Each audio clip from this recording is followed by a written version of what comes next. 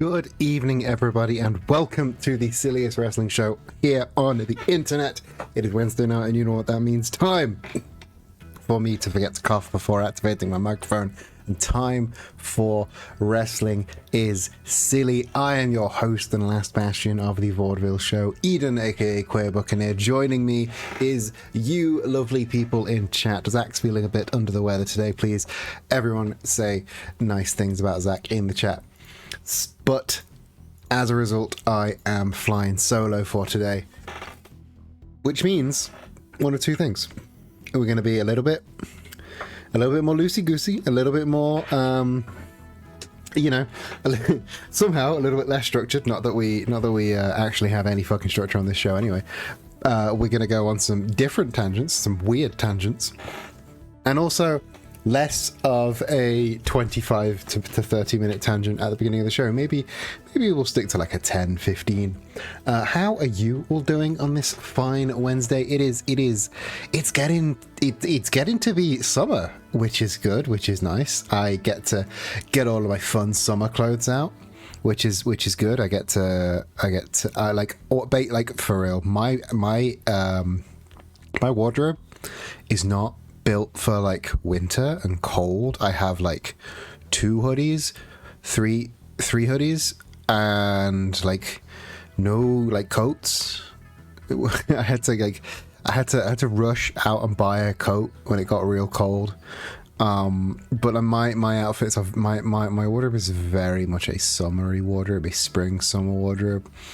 I got vests, I got shorts, I got like skirts, like things that I can, slightly stuff I can show off skin in. Like, so now that it's getting a little bit warm, I can get my shorts out, I can get me that piratey top that I cut the sleeves off of. I'm happy now. I'm better. I'm having a better time.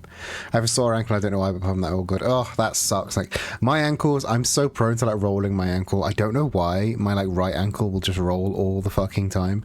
It's a good job I'm not doing anything stupid like becoming a wrestler or anything. That would be a really bad thing to do on a permanently rolled ankle. But I feel your pain. I empathize with your pain.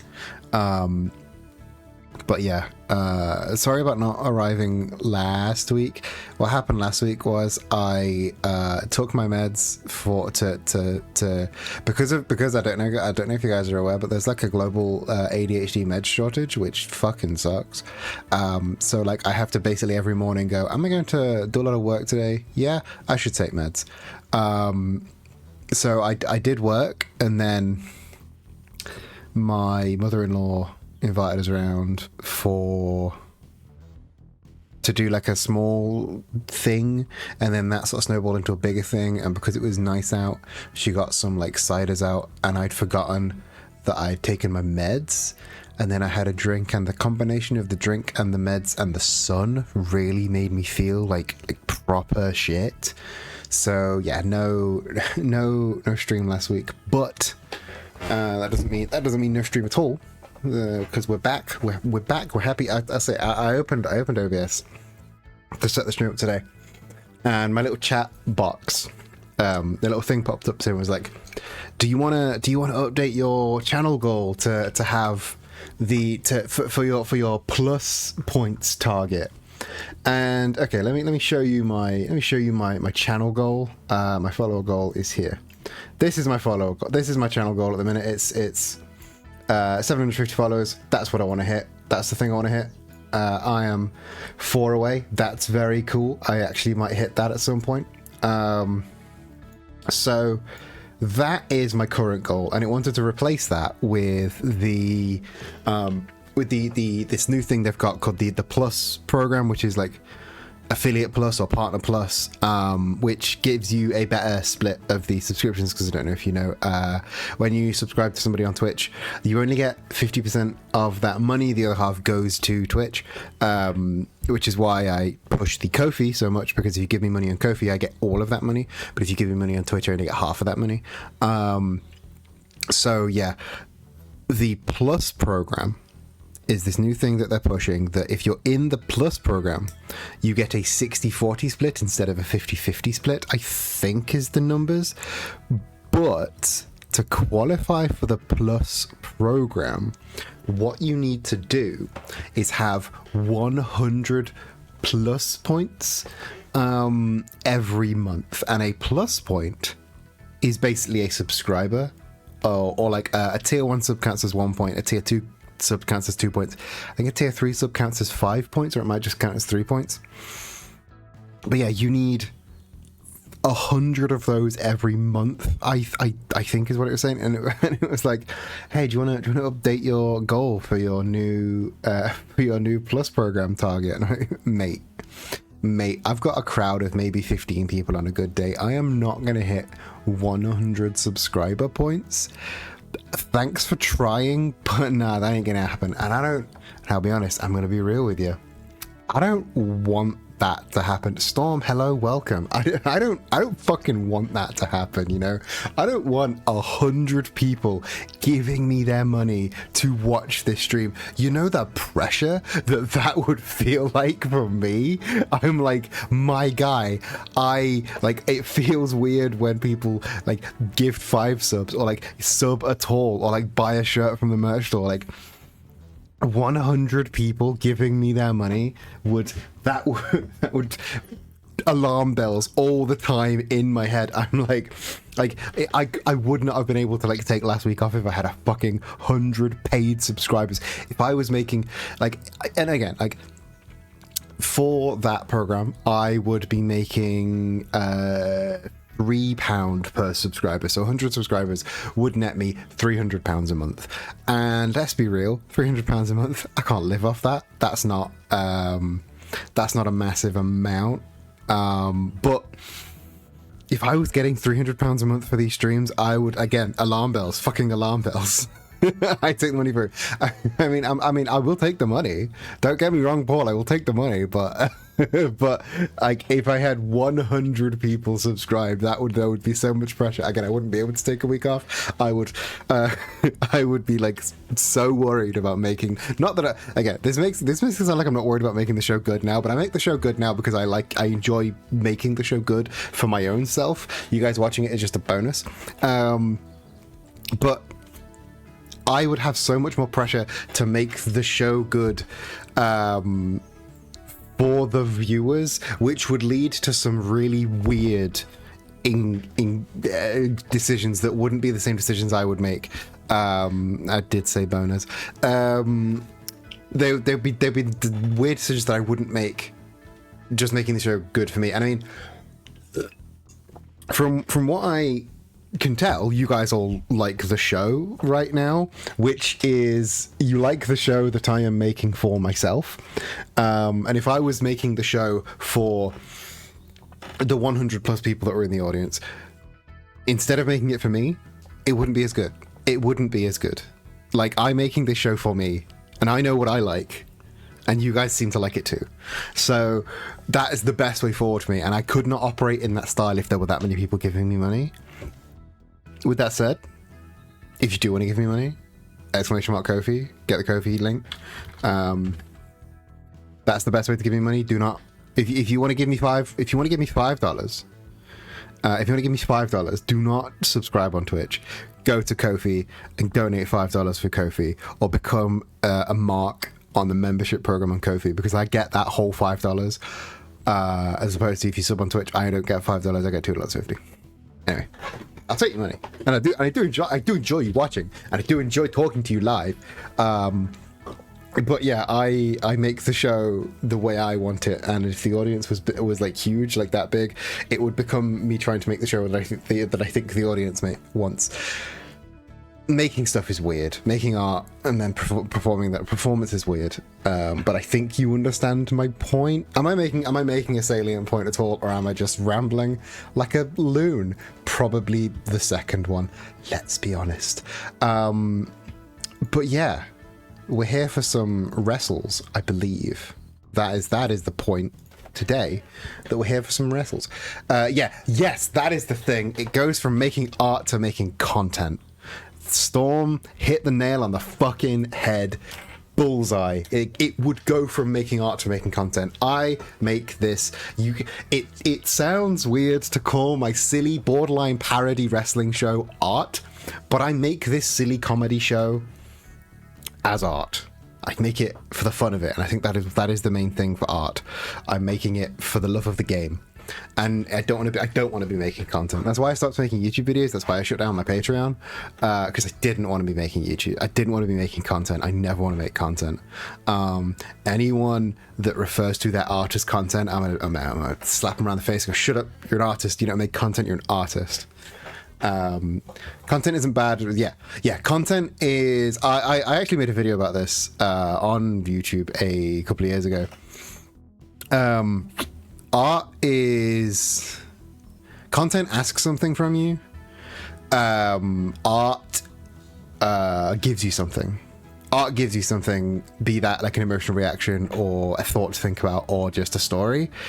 Content wants something from you, be it your attention, your clicks, your eyeballs, your money, that's why call to action is so big. But yeah, content isn't bad, but yeah, it's inherently transactional, which is not what I want to be making. Wow, that went off rails real fast. So long story short, all that to say, no, that follower goal isn't going to turn into a 100 subs goal, because that is stupid and I'll never make that in my life ever. If you do want to get me up to 750, then that'd be fun. I've been running this channel for nearly 5-6 years, so 750 followers in 6 years would be really fucking good. Wrestling, that's what we're here to do. See, we did nearly hit the 20 minutes. Hell yeah, we did still make the 20-minute tangent. I make art, and if people want to give me money to make it easy for me to make art instead of needing a job, I will always give them ways to do that. So far, very few people. So far, very few people are giving me money. I mean, yeah, honestly, me too. Like the stuff I make the stuff I make because I just want to make art. I don't make a lot of money off that. I barely make any money off that. But yeah, if people want, I'm gonna make my silly kind of art, and if people want to give me money, I will give them ways to do so, and I will push them into the best way to do so. The way that billionaires don't take half of the money before it gets to me. What if accepting the goal causes them to manifest? And again, we just went over this. I don't want it to manifest, Neil. I don't want it to manifest. I want a small, dedicated, loving audience, which is what I have now.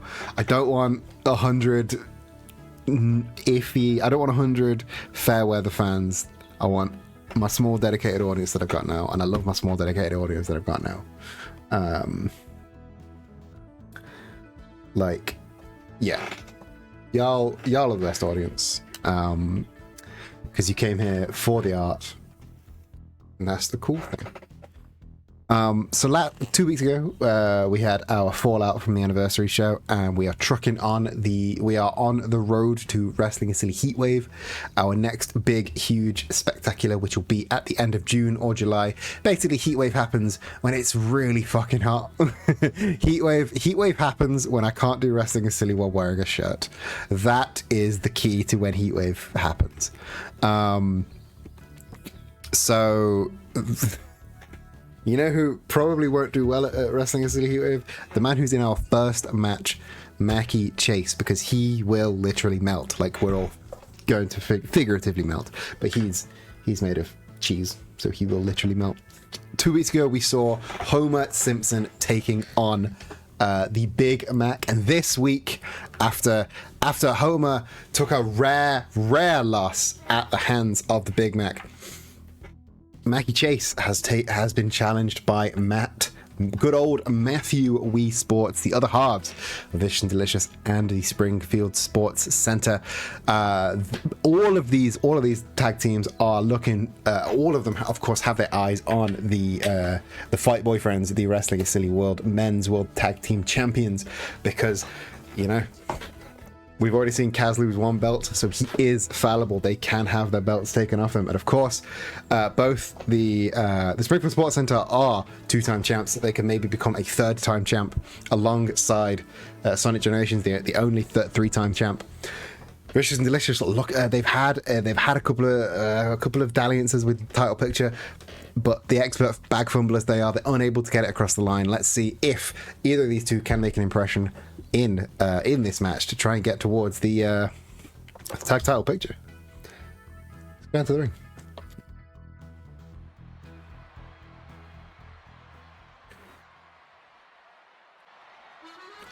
Wrestling is Silly. Your opening contest this evening is set for one fall with no time limit. Making his way to the ring first, from Madison, Wisconsin, weighing in at 185 pounds, the Mac and Cheese Man, Mackie Chase. I love how, even in the face of adversity, after failed title shots, both in the world title picture, flip shit title picture, tag title picture, he's never lost the crowd that are both in the stands and in the chat. Everyone's still on his side.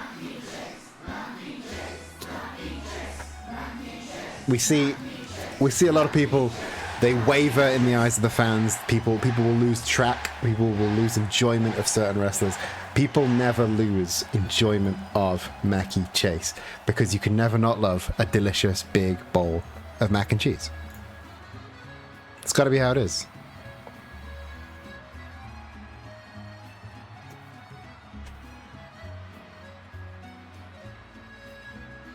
So, hailing from Madison, Wisconsin, the so-called inventors of mac and cheese, Artist Rob, welcome to the stream.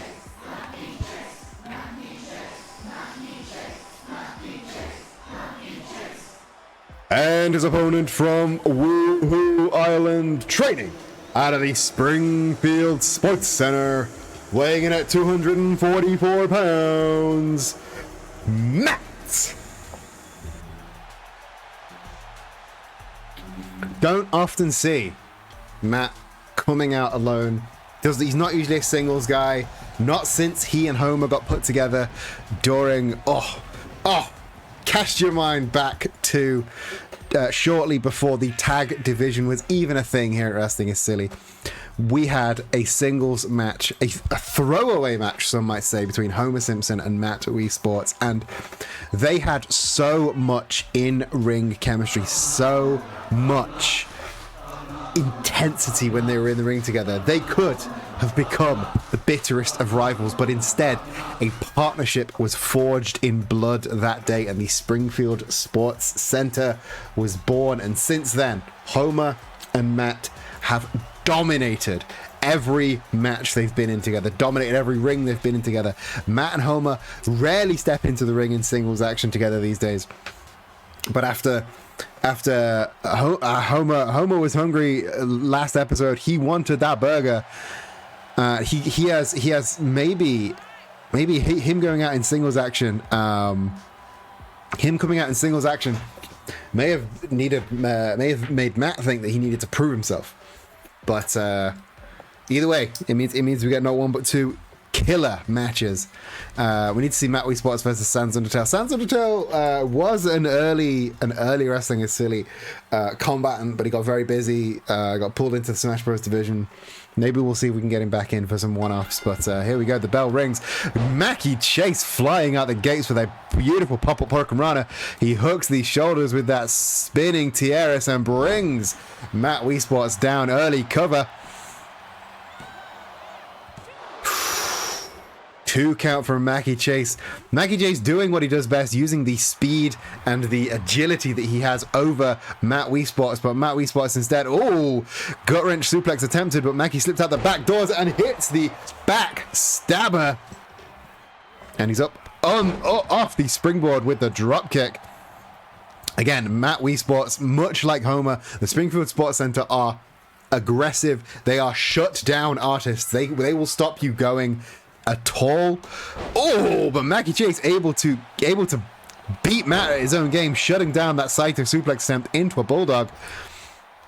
and following Matt to the outside. Mackie Chase has been definitely doing his homework again, using that athleticism, getting the reach off those gangly legs to take Matt Wii Sports down, hooking under big DDT on the outside. That is a very, very thin. Remember those blue mats he used to use in PE? Those are like double the thickness of those mats on the outside. That is like an inch thick, and under that is just concrete. So the DDT onto the concrete floor, basically, that is gonna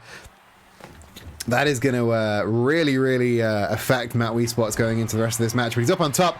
Beautiful top rope Hurricane Rana. Hurricane Rana's left and right for Mackie Chase here. Can he capitalize on it? Running Bulldog. Beautiful. Mackie Chase using the Bulldog has sort of become his trademark move after his work in the flip shit division in that rivalry with Wallace. Matt is not playing ball today, but there is the flavor packet, and that means the cooking is done. Mackie Chase gets the cover, dead center of the ring. Oh, and it's not enough to keep Matt down. He has been training for this for years. This is not going to be enough to keep Matt down. He hits the guillotine, and maybe this has made Matt realize that he is worthy of full gear with a vertical suplex. Yeah, Mackie getting good hold of that bag, because if you don't drop if you grab the bag, if you firmly grasp it, you cannot fumble it. And Mackie, again, a second flavor packet out of nowhere, deep cover, but Matt is dangerously close. But he doesn't grab the bottom rope. Mackie Chase, here is your winner, Mackie Chase. Incredible aggression from Mackie Chase. A rare loss for both members of the Springfield Sports Center. A rare victory over a bigger opponent from Mackie Chase. Matt walking away with the loss. Mackie Chase with the victory. What an opener to Wrestling Is Silly this week. Incredible scenes from Matthew Wii Sports and Mackie Chase. Damn indeed. Like, yeah, Matt, I don't know if Matt had just underprepared. Maybe he just didn't know that he had to prepare. Rob, thank you for those 50 bits.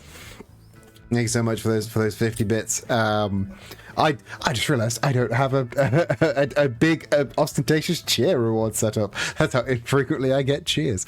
But thank you so much for dropping in those 50 bits. I don't know if Matt just maybe underestimated Mackie, but Mackie was out of the gate, really hitting all those buttons. The double flavor packet, the running Bulldog, reversing the Psycho suplex into the Bulldog. He hit everything he was good at. Mackie Chase is good at three things. It's flavor packet, it's Bulldogs, and it's Hurricane Ranas, and he hit every single one precisely. And that DDT on the outside definitely didn't help. But yeah, Vicious and Delicious picking on, like, they've basically gone prison rules. They've picked on the biggest dudes they can find to mark themselves as people not to be fucked with. And so far, I mean, Big Mac's got a win over Homer 2 weeks ago. Mackie Chase has now defeated Matt Wii Sports. I don't know if Matt was underprepared or Mackie Chase was just really well prepared, or maybe a bit of both, but I don't think that's the last we have seen of these two men. Maybe these two teams going head to head. The Springfield Sports Center have positioned themselves as kind of the gatekeepers of the Wrestling City title picture. I mean, they've held it twice. They've always been a top of the card team, and if both of them have been defeated in singles action by Vicious and Delicious, I mean, the only next logical thing to do is a tag match. And if Vicious and Delicious can defeat Springfield Sports Center in tag action as well, then I don't know, but it ain't gonna be good. It ain't gonna be good for Sports Center. Up up next, we have a women's division match, because after the Wrestling is Silly World Series has come to an end, the women's smiley case is back in action, and our smiley case holder, Bayonetta, has taken it upon herself to remind the world why she is the Wrestling is Silly smiley case holder, and she's done that by targeting the winner of the Wrestling is Silly World Series, who was sadly unsuccessful in her attempt at the women's world title, Toph Bay Fong. And I know we've seen this match 1 or 2 times before, but every single time these two women step in the ring, either against each other or in general, it's an absolute banger. So I am all in favor of seeing Bayonetta redeclare herself the next in line for the throne by taking on Toph Bay Fong. Women's division never disappoints her at Wrestling is Silly. So I say we go down to the ring and let them speak for themselves.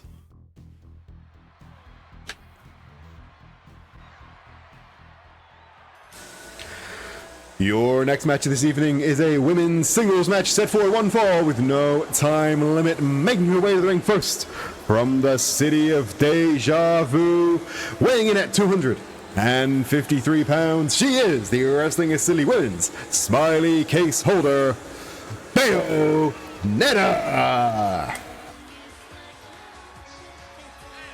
I'm a tough babe, but I love seeing both fight. I mean, yeah, these two are like asking me to choose between Toph Bay Fong and Bayonetta is like asking me to choose which of the 2 delicious steaks in front of me I'd rather eat first. Both of these women are fantastic in-ring talents. They are 2 of the best women in the women's division, and I'm gonna hold my hands up, these are 2 of the best wrestlers we have at Wrestling is Silly.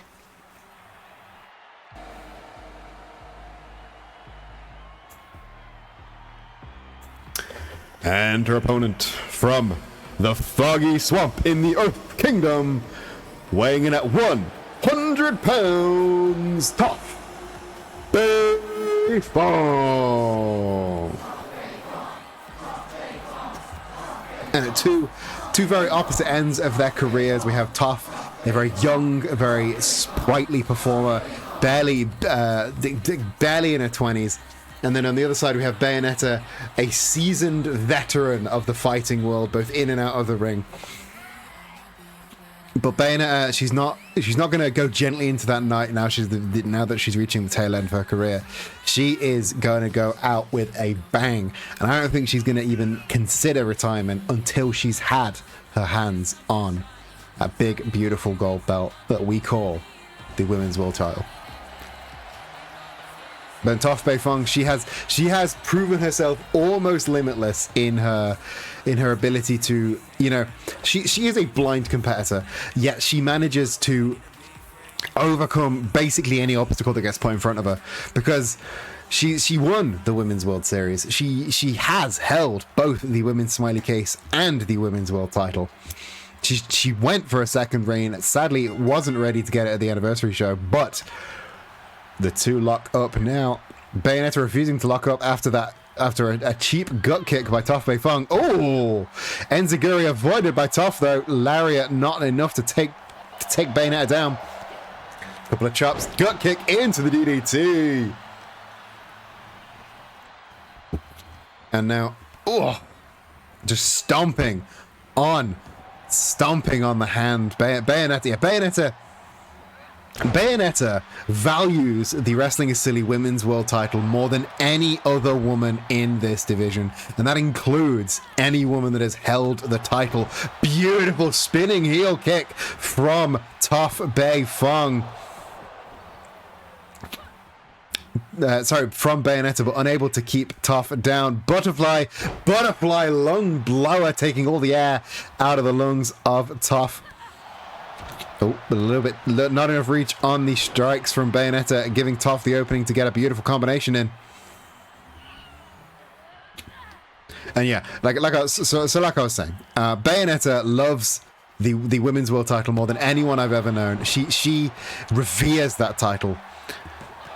Oh, I don't believe she's ever truly been able to show off what a Bayonetta title reign could look like. And she's just always brimming with passion, wanting the belt, wanting the shot, thinks she deserves the belt. Oh, but that tope over the top rope, that is not gonna pave her way to the belt. But there's the pump handle gut buster. Welcome Pet to Brad's 85. Welcome to Wrestling Silly. Yeah, just in time for our second match of the night. Toph returning Bayonetta to the ring. Like I was saying, Bayonetta, she has from day one revered the title, wanted the title shot, thinks she deserved the title. She's gotten close. She's flirted with the belt once or twice. But if she can maintain her smiley case for long enough, I think she can make it. Oh, another gutbuster. And again, that pump handle gutbuster that spins you around so you get dizzy as well. I mean, getting dizzy in the head doesn't make it hurt more in the tummy, but it does make it harder to recover. It's just an added element on top of the gutbuster.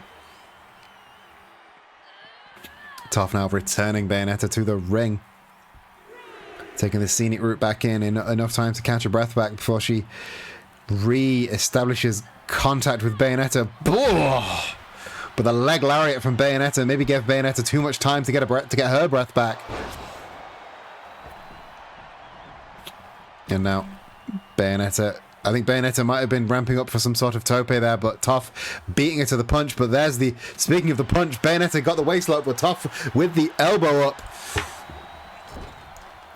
Irish whip into the corner. Oh, just a brutal forearm smash. And then one to the back as well.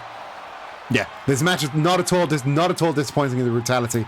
Again, these are two of our best fighters, but there, Toph with the boulder pile driver. That's got to be it for Bayonetta. Deep cover. No, Bayonetta with the kick out at 2. Toph though not slowing down for a second, hitting the DDT, returning to very much targeting the head of Bayonetta, which, you know, if you're going to target anything, the head's a good place to go. Oh, rolling through. Beautiful liquid wrestling there by Toph. Just wrenching at the rib cage of Bayonetta. She sees Bayonetta roll to the outside, follows her out. Yeah, Bayonetta knows you don't win belts by staying down. You don't win belts by looking at the lights. But Toph has again just come from the victory of the Wrestling Silly World Series, proving herself objectively the best in the women's division. Just behind the champ though, butterfly lung blower from Bayonetta, and again now Bayonetta in charge, following Toph to the outside. Oh, but Toph with the elbow up, maybe playing possum, and there's the tornado into the tiaras. Beautiful reversal there from Toph. Bayonetta looking a bit shaken. Both women have taken a lot of beatings. Toph again going back to that gutbuster. This is again really just targeting the head, targeting the rib cage, but not targeting the limbs. So all of those big strikes from Bayonetta still ready to go. And there's the face buster. Vertical suplex into the face buster, almost Falcon Arrow-esque, but and now another face buster. Yeah, neither of these women, our entire women's division, do not say die. The Freya in the ring trying to get them to return, but oh, brutal backbreaker. An 8 count from Bayonetta. Is Bayonetta going to reset the count? No, she's going to make Toph run for it. And after the backbreaker, after the face busters, making her run back into the ring is just devastating on the dwindling stamina of Toph. But Toph is a fighter. She is not, like as her entrance theme states, she is not fragile. She is a warrior. And she's bringing all that force, all that war to Bayonetta right now. Just see, like I said before, not targeting limbs. Now she knows that Bayonetta is also a striker, also a grappler. You cannot just wear her out with headshots and body shots. You've got to target the limbs. And now, as much as she can, just stomping on the wrist, stomping on the hand, trying to stop the strikes, trying to stop the grapples. But now Bayonetta has seen Toph. She relinquishes the arm, but goes up to the top rope with the 450 splash. Gets the cover. still not enough. Yeah, she is unmoving like the rocks that she is known for bending. Oh, but up on the back, are we looking for... Oh, there's the facebuster. And now she rolls through, grabs the wrists, and here we have the Bandit Crab really pretzeling Bayonetta. Oh, but Bayonetta managed to get free quicker than most women we've seen, but a brutal roundhouse kick may have struck Bayonetta. Got her by surprise there. Going back in. There's the Gory Special rolling through, grabbing the arms, straight back into the Bandit Crab. After that roundhouse kick may have knocked her silly a bit. She's less likely to get out, and there she gets the tap. Here is your winner, Top Baseball.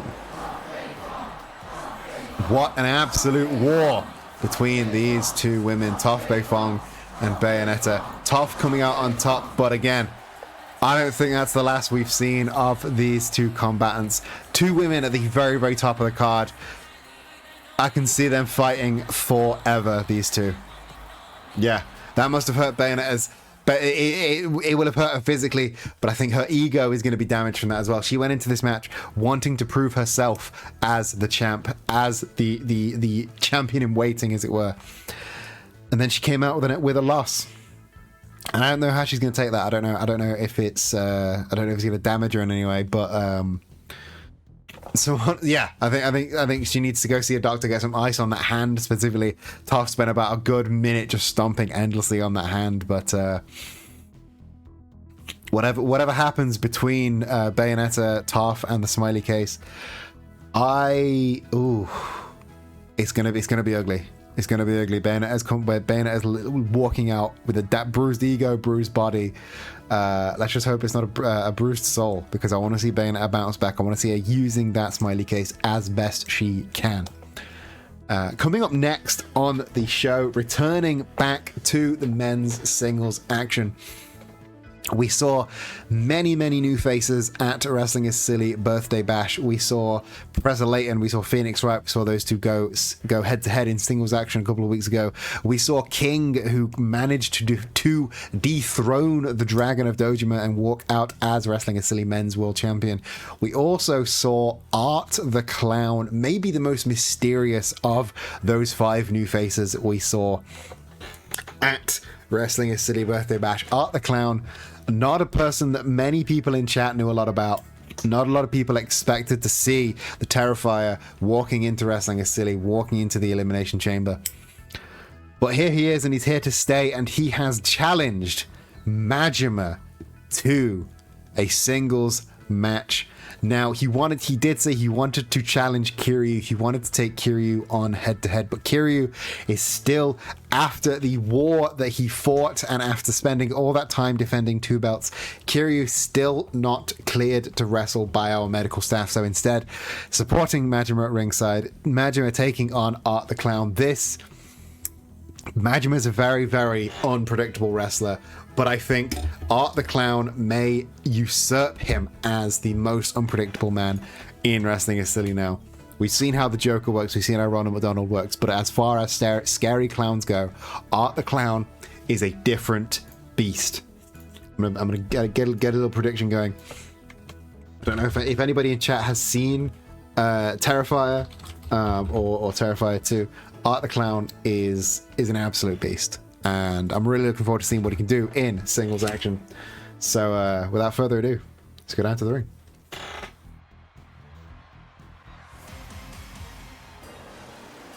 This next match is set for one fall with no time limit. Making his way to the ring first, being accompanied by the Dragon of Dojima, Kiryu Kazuma, one half of the Wrestling is Silly World Tag Team Champions, the Mad Dog of Shimano, Majima Goro.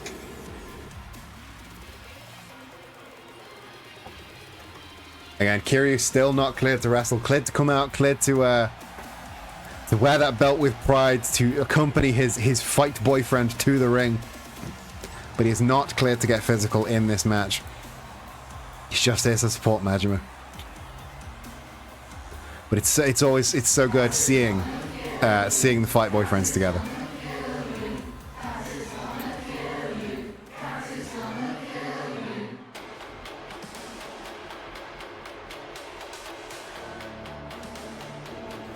And his opponent from a dark, scary Halloween night, the Terrifier, Art the Clown.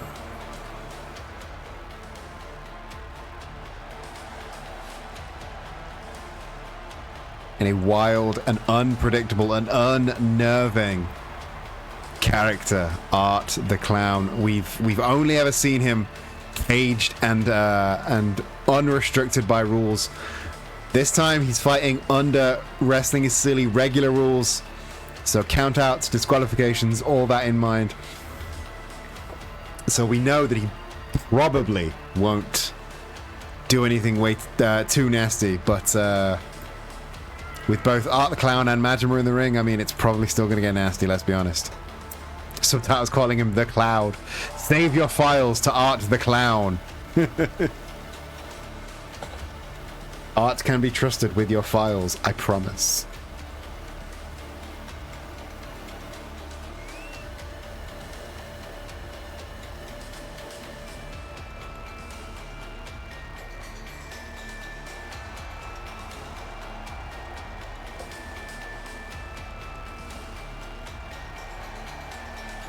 He's got his fans. I gotta say, he's got his fans in the crowd.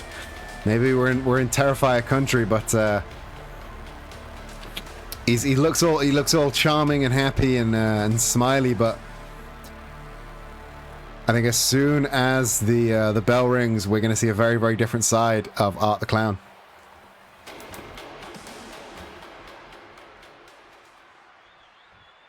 I don't trust a fucking clown with anything. Jedi, welcome to the stream. What a thing to drop. Oh! Majima came running, but right into the awaiting boots of Art the Clown. Double foot stomp. Art the Clown with all cylinders firing, all sinisters firing, perhaps. But Majima fighting back as best he can, getting the wrist control, driving Art down to the mat. And again, neither man really knows what to expect from his opponent. Majima, I mean, he's called the Mad Dog for a reason. And Art the Clown, well, we just haven't seen enough of Art to see how he wrestles. But Majima getting that wrist control and just stomping on the shoulder. I mean, I've seen him in the streets of Kamurocho who'd get that wrist to the floor and then just stab at the hand. Oh! Moonsault didn't quite hit its target, and now Art the Clown just driving his knees into the perineum of Majima. Majima in some perineum peril here. And now Art the Clown swinging Majima around by his ankles. What a show of strength here from Art the Clown.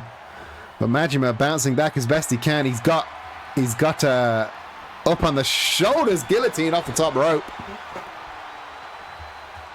Majima firing back as best he can. Real unorthodox combat styles from both men. But I think Art the Clown's a man. He might be something else completely. Oh, low drop kick from Art the Clown with the standing sliced bread on the outside, driving Majima just back of the head, colliding with those mats. Both of them look probing, looking for unorthodox ways to create openings.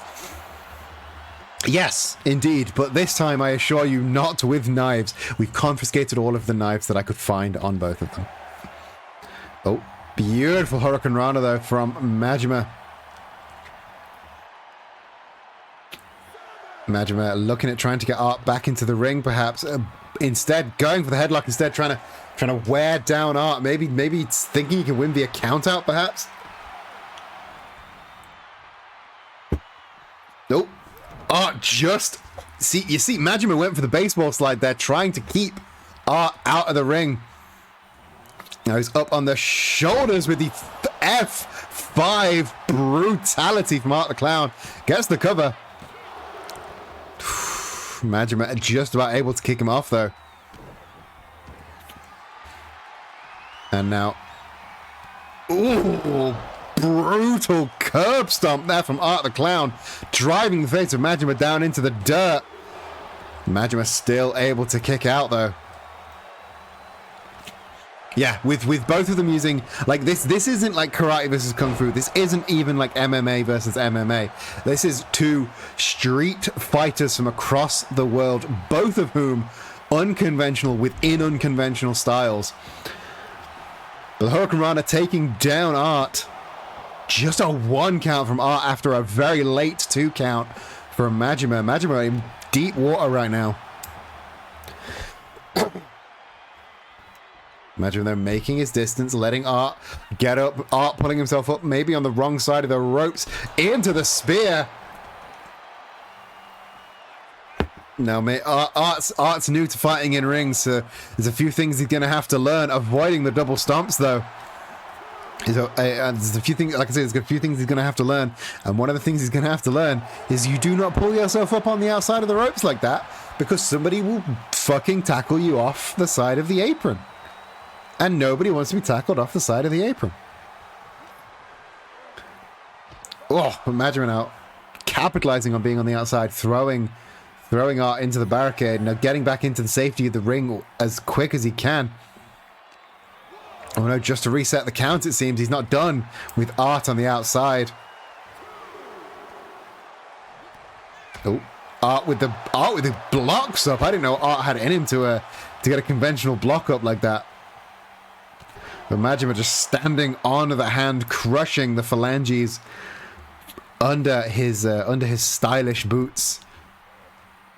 Now, oh, Majima on the top rope, high risk maneuver, big elbow drop between the shoulder blades, and now he's unsheathing that Mad Dog knife. Oh, and there the Kinshasa, the brutal knee strike. Majima with cover.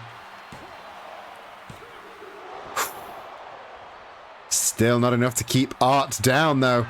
So he's going instead to the essence of choking, that rear naked chokehold. The grapevines are in.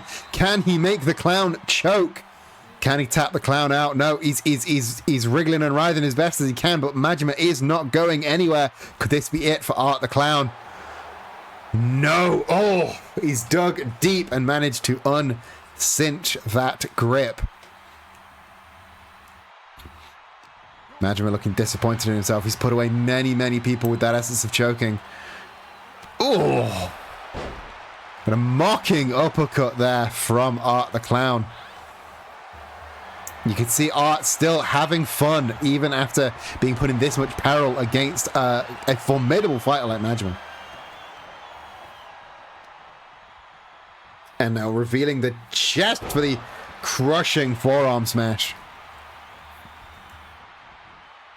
Oh, just stomping away. We saw how much damage that can do to a wrestler in the last match. And now... Oh, Majima just having his head crushed by the grip of Art the Clown. I think he may have made him bleed there. Art the Clown with the cover, though. I think he did more than make him bleed. I think he shook all the life out of him. Holy shit. Here is your winner, Art the Clown.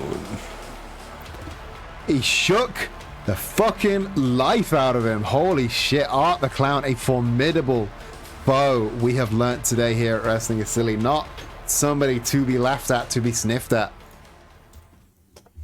Yeah, I mean, I told you to expect something fierce. I told you to expect something unpredictable. But Art the Clown coming into Wrestling is Silly with a singles victory over Majima. That is, oh boy, yeah. Sheesh and blimey indeed. That's exactly the words I would use to describe that match.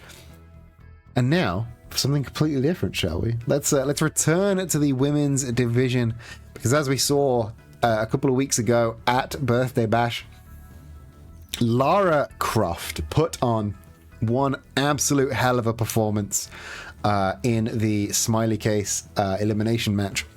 Again, the performance that she put on, the moves that she was busting out, she could have been at a better time, she could have been an all-timer because she was absolutely incredible. And she seems to have caught the attention of everyone's favorite lesbian duo, Ursula and Misty. Ursula was raving in the back about how good Lara Croft was and has insisted that Misty go head-to-head against her. I don't know if this is a learning experience for Misty, or perhaps Ursula is recruiting more people for, I don't know, this polycule of violence that she's putting together. Either way, our next match, Lara Croft versus Misty. Misty very much being taught, being mentored by her partner Ursula. Lara Croft coming out swinging, hitting all the big moves in all the right times. This is going to be one to watch. Let's go down to the ring for our final match of the first half. Lara Croft versus Misty.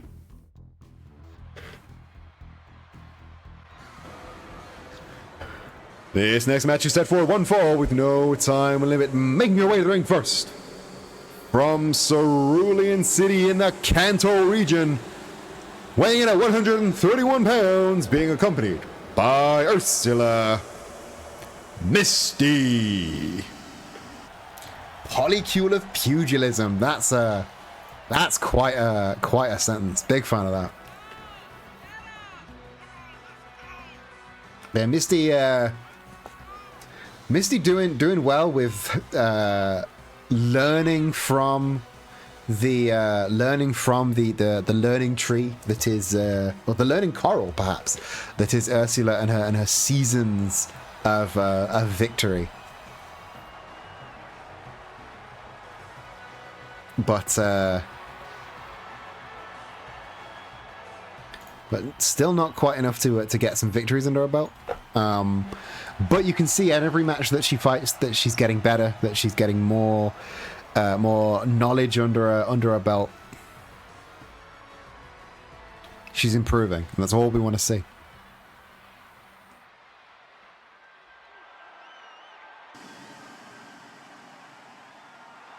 And her opponent from Croft Manor in Surrey, London, via Derby, weighing in at 134 pounds, Lara Croft. And now for someone completely different, Lara Croft, not showing much in the way of matches here at Wrestling Insidia, but every single one that she puts on is an absolute banger, an absolute barnstormer. She definitely is a big fan of wrestling. She loves to bust out these legends moves. She loves to bust out a pedigree or an STFU or an AA, or maybe even a GTS. She's clearly a fan of the art, but can it translate to wins?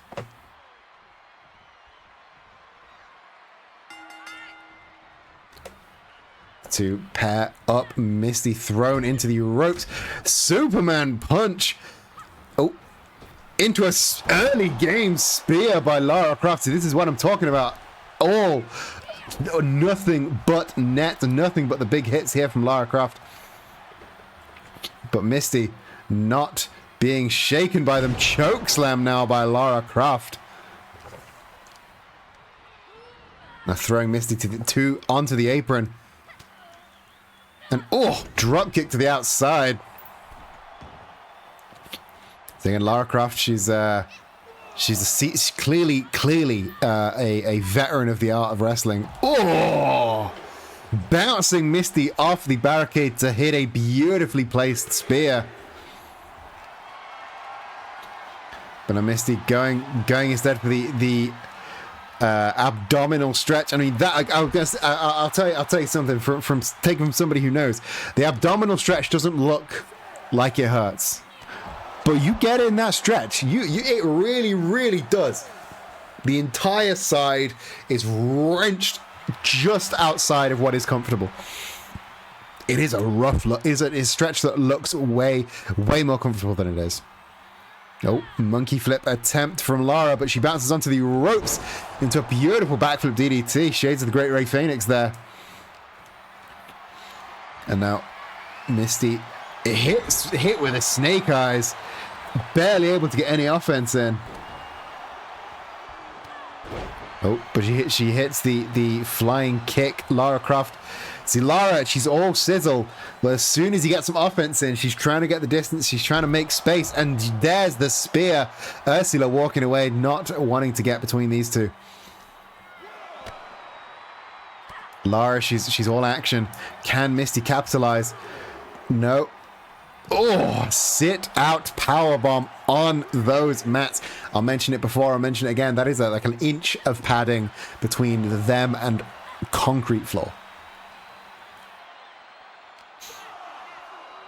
Misty now returned to the ring by Lara Croft. Ursula just watching, unable to really do anything to help.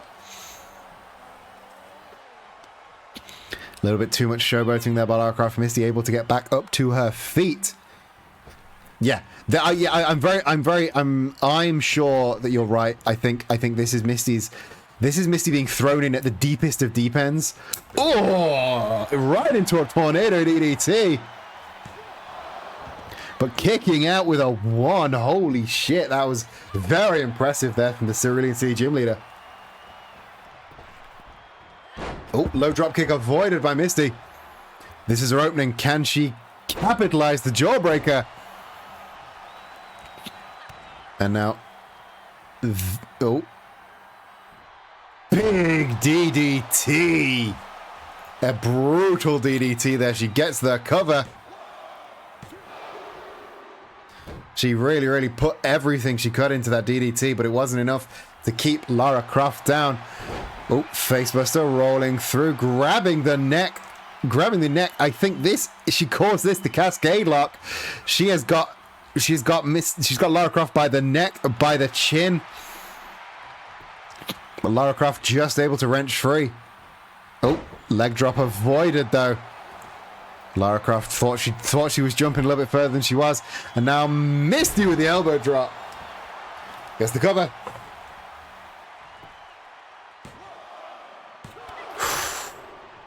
Not enough. You might think if Gus had got down a little bit quicker, that could have been a 3 count, but who's to say at the end of the day? The referee called are only as good as we can afford. And then a tope suicida avoided by Lara. Lara isn't going for the squash, leaving openings that she might not against more seasoned opposition. I mean, I don't know. Like Lara, as again, she's very much all sizzle, no steak. I think she can hit the big moves, she can hit the big numbers, but she doesn't really have that in-ring psychology that I don't think she could do a squash match if she wanted to, because it takes more than just being the bigger guy and hitting the bigger moves. You need to know the psychology. Oh, Croft cutter avoided by Misty. Just hitting the slap into the gut kick. Booing Gus in my seat. Yes, boo Gus. The X Factor. There's the X Factor from Misty. Can she capitalize? Big opening. Oh, again, the dunk. This could be it. This could be Misty's big comeback. If she can lock in that cascade, there we go. She rolls through, grabs the head between the knees. If she can lock in this cascade, really wrench it. No, Lara was able to roll through onto her back, and that was it. As soon as she can roll through onto the back, all the pressure is relieved on the neck. And now Misty's up, and Lara into the jackhammer.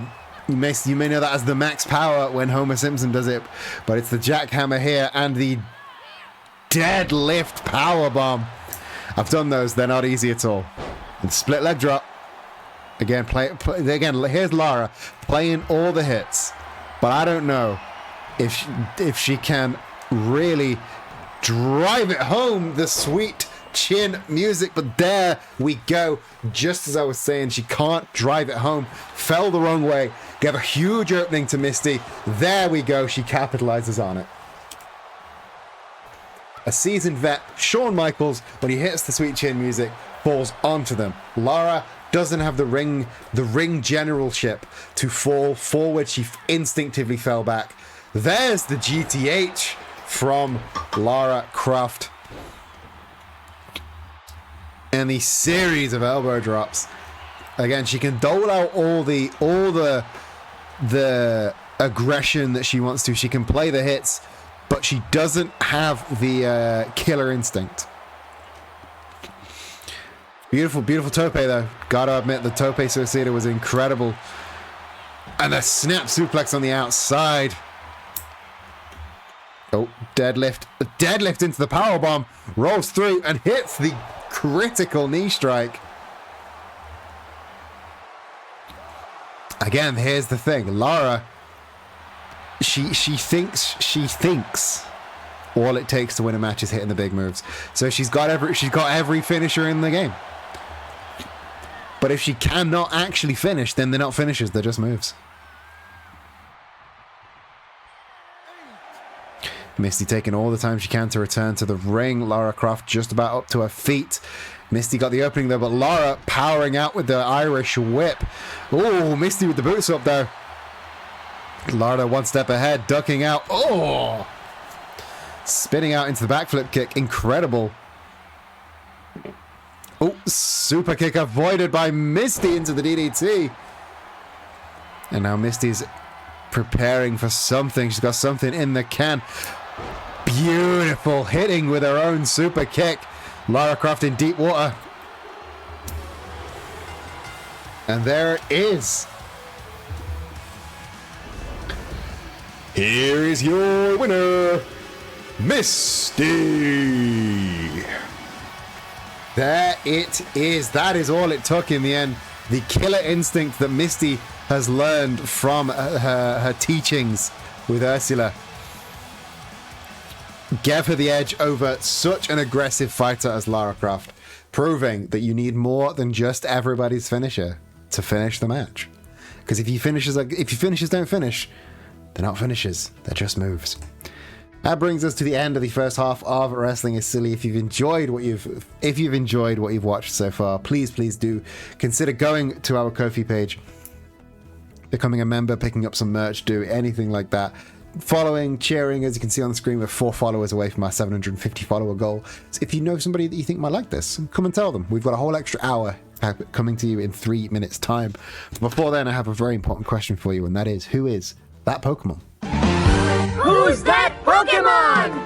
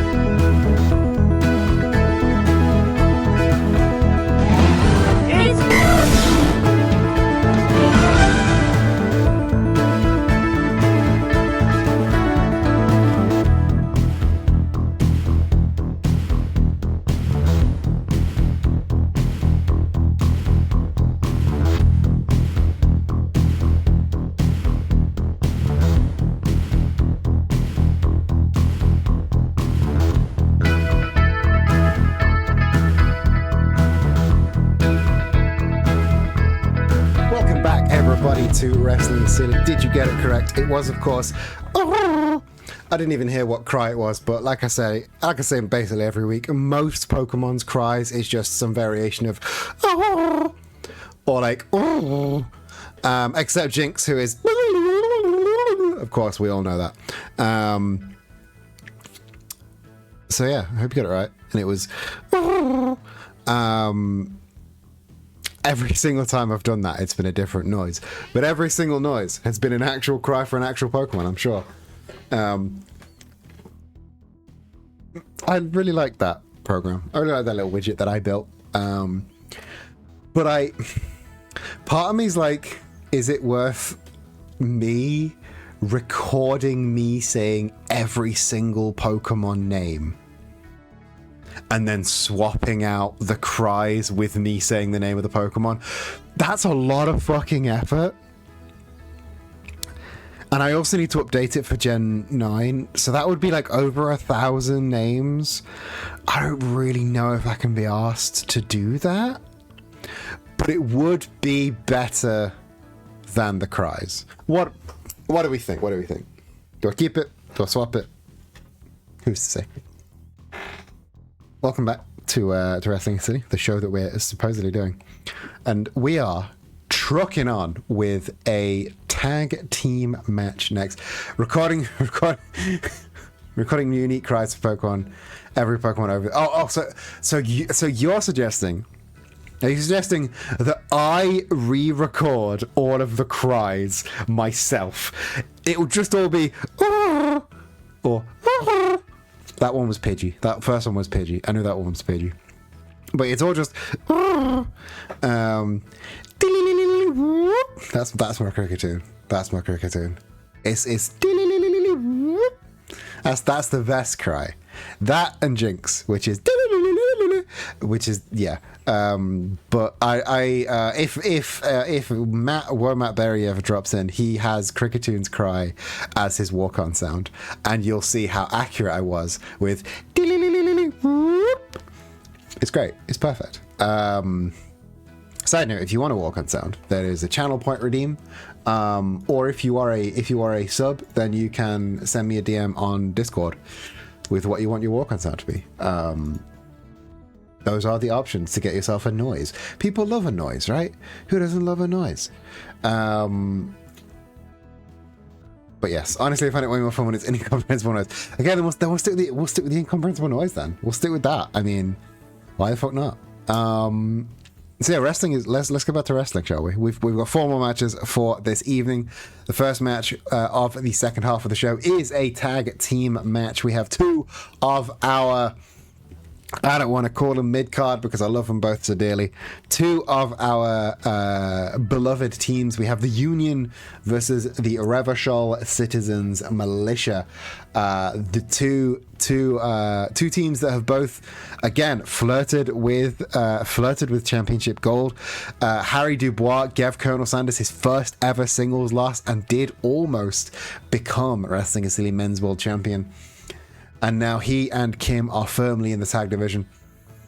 The Union, I call a lot of people the gatekeepers of the title picture, but Union are the Union are one of my favorite teams. I think there are a few teams. It's the Union and the Dogs for me. They're my children, my beloveds. And I think either of those 2 teams needs a time in the sun, a time with the title.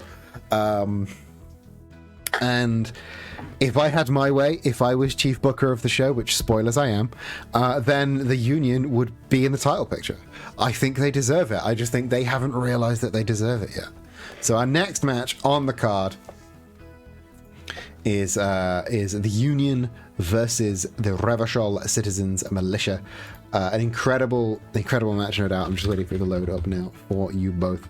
The RCM, of course, Kim Kitsuragi and Harry Dubois. The Union, of course, the team of Karl Marx and Abraham Lincoln. Let's go down to the ring to see which of these 2 teams shall be victorious.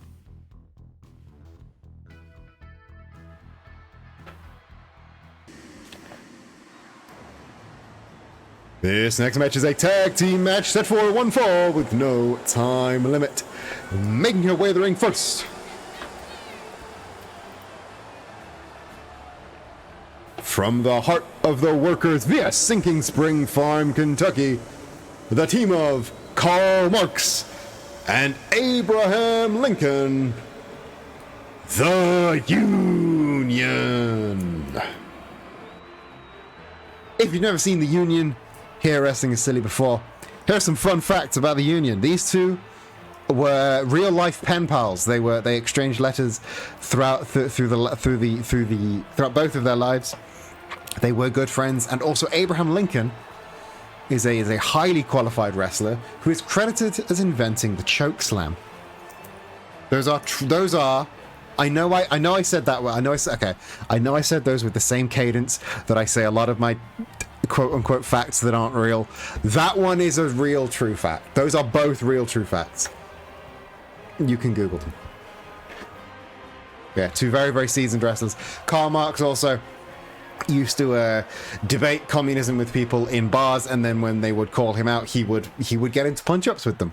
So, of course, two very, very accomplished fighters in their own right.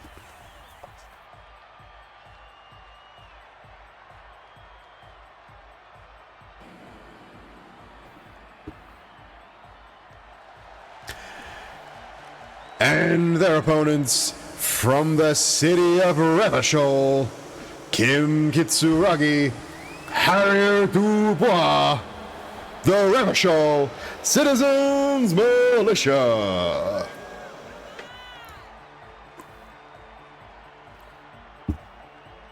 And Kim and Harry. Kim, a very, very no-nonsense wrestler. Harry Dubois, on the flip side, oops, all nonsense. They're a very, very dynamic duo, these two men. Kim, nothing but business. Harry insists his tie tells him to do things. Marx also likes to challenge people. Yeah, Marx did also like to challenge people to duels. But of course, we have a sit-out arm wrench, and their DDT, the RCM coming out on top. And instantly changing opponents, but Abe Lincoln getting a brutal German suplex onto Kim Kitsuragi. Meanwhile, on the other side, Harry Dubois just boots into the chest and the back and the head of Karl Marx, or Krasmazov as he's known in the city of Revachol. Oh, and there's another brutal sit-out arm wrench. That, usually the arm wrench, you just wrench it over your arm. Sitting out really drags the arm out of its socket. There's an extra level of brutality that I don't even know if Harry is aware that he's doing. Oh, and there's the back suplex from Kim onto Karl. Oh, RCM attempting to team up on Abe, but a little bit of miscommunication there. In beautiful sync, the synchronicity between the RCM, they're trading opponents back and forth without even looking at each other or saying a word. Yeah, Harry's a rough one to wrestle because you got to be near him, which means he might say something weird. He probably smells. He might have a shoe missing. Crucifix bomb though on the inside. And on the outside, Abe and Kim, probably the two most wrestlery wrestlers that we have. We've got two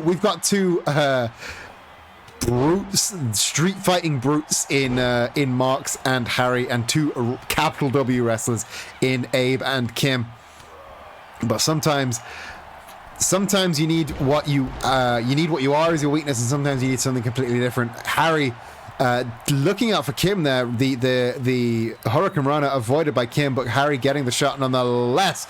And there's the fisherman back suplex and the flying armbar by Kim. Kim cinching in that armbar. What's it called? I cannot remember the name of the armbar. Ushiguro? No, it's not Ushigoroshi. It's something else. It's something like that. Harry in the ring, throwing Abe from pillar to post. Abe's not a small guy. It takes a lot to throw around a guy like Abe. But the tornado DDT off the turnbuckle from Harry. Harry showing a very, very rare moment of athleticism. But then the expression of pain. The thing that put away Colonel Sanders. But Harry is not going for the cover. Instead, hitting the super kick. into a straight jacket suplex, but the pin was avoided by Karl Marx being there at the last minute. The super kick into the waistlock like that, I've never seen a man pull that off. That is a rare moment of clarity for Harry that almost got the RCM the win there. Meanwhile, in the ring, Kim really putting the boots to the Union. I said I think the Union is worth a title shot. Maybe the RCM heard me say that and really doubled down on getting the W here. Oh, but just as I say that, Karl getting the boot up and Abe throwing Harry face first into the steel ring post. Oh. Saito suplex from Abe Lincoln. The Union back on top now, giving the front row of the hard count a real good showing. Moonsault from Kim, moonsault for Kim, but the avoidance.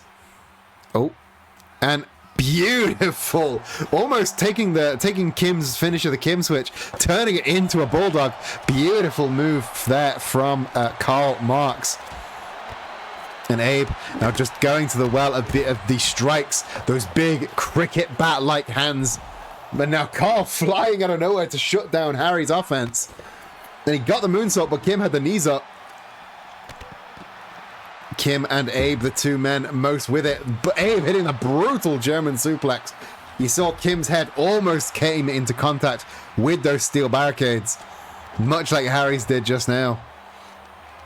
This is an almost impossible fight to predict. Oh, Kim just being left out to dry on the barricade there by Abe. And oh, DDT. A DDT on the concrete might have just split open Harry Dubois. But Kim was going for the Kim switch there. But Karl one step ahead. Kim is now fighting basically a handicap match as Harry is out, almost unconscious there. The tope con hero from Karl Marx, beautiful.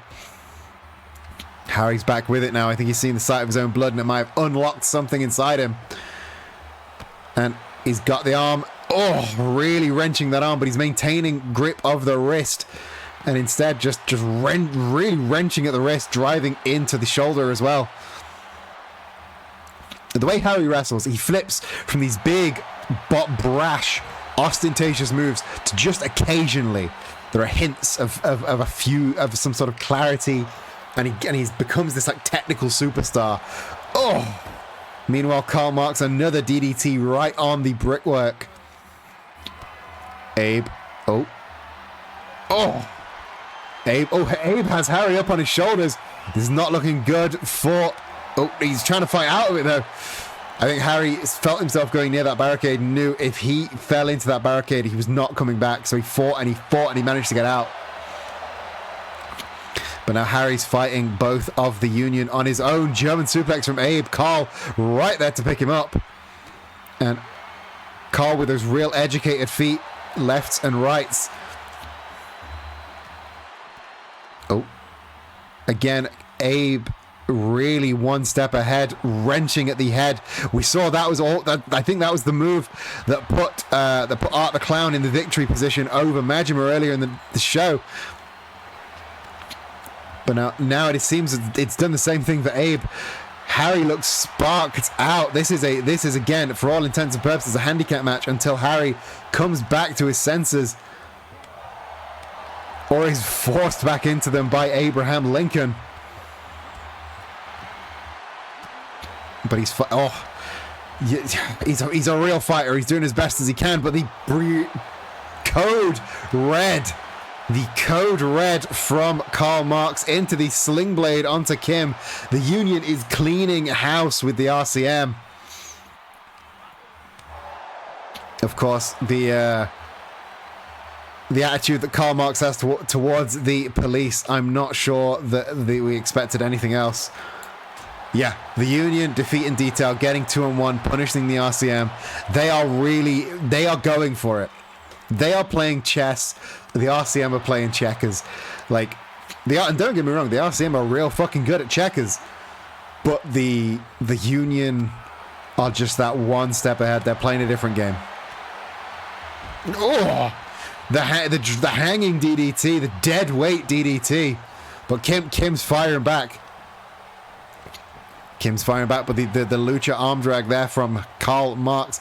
See, Karl's got this explosivity that even when he's like wounded, even when he's like nursing a wounded knee or whatever, he can still just explode into these big moves to take down Kim when he sees Kim going for Abe. And now the Union in clear lead at the minute, but Harry's trying to mount a comeback. He's throwing Abe into the barriers, into something, but Kim thrown into the staircase. The corners of that staircase, that could like punch her along. That is not something you want to be colliding with.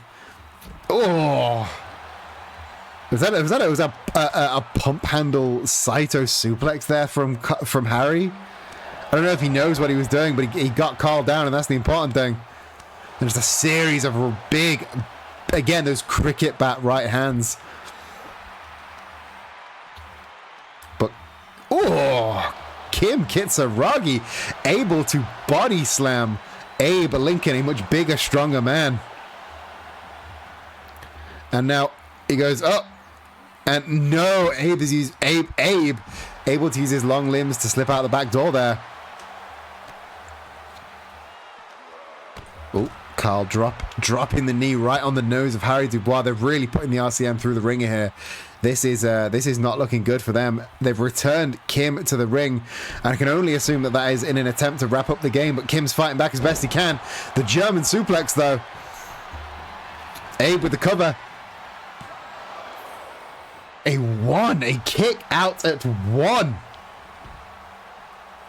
That was incredible scenes from Kim Kitsuragi, who's immediately thrown outside. There's the pump handle Saito. Oh, goes to the ground and pound, but Karl Marx immediately rolling through. Neckbreaker from Abe. Karl with the cover.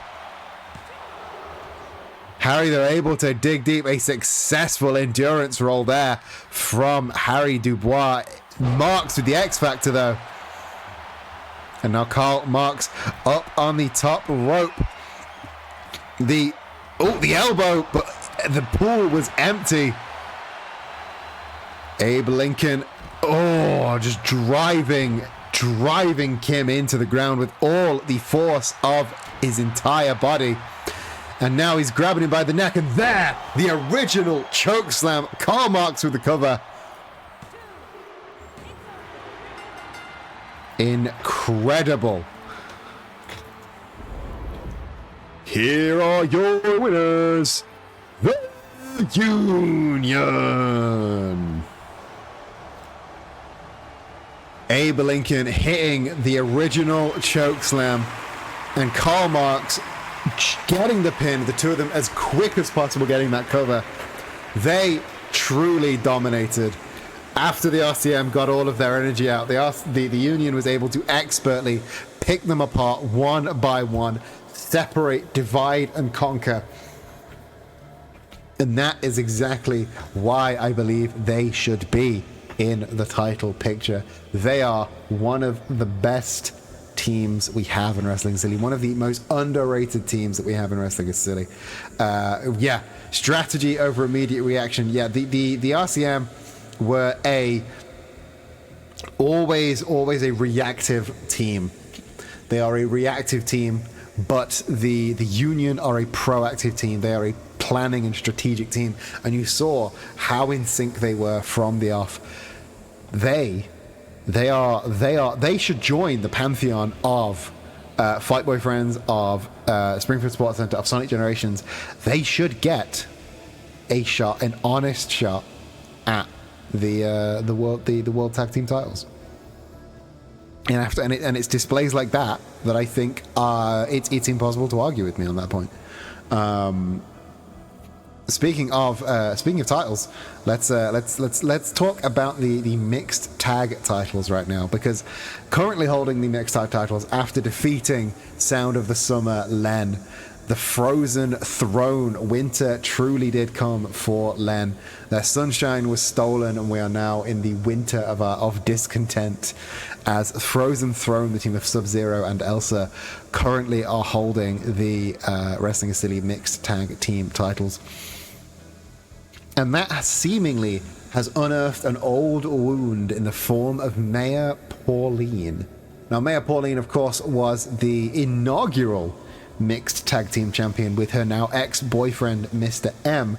But the New Donk's Finest is no longer a team, so this next match, Elsa versus Pauline, I gave her the chance. Do you want this to be a mixed tag match? Maya Pauline, do you want this to be a mixed tag match? Initially, she said yes. But then yesterday, she was unable to find herself a tag partner. So instead, singles action, Elsa versus Pauline. Let's get that last prediction out of the way. The Union walking away with the victory there. Let's get this new prediction in. Elsa, mixed tag champ Elsa versus Pauline. No belts on the line, of course, because this is not a mixed tag battle. But Elsa, Pauline, just two sluggers going at it, one-on-one. Let's go down to the ring. Shit. Let's get away from the Grand Exchange and go down to the ring.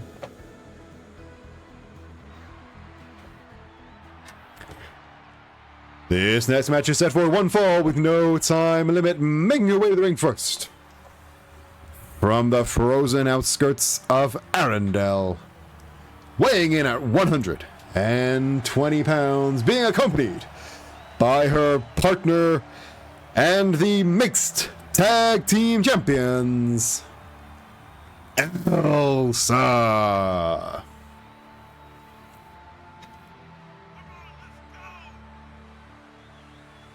Yes, mattress set for 14. So it says this match is set for one fall. It thinks it's yes mattress set for 14. Huh.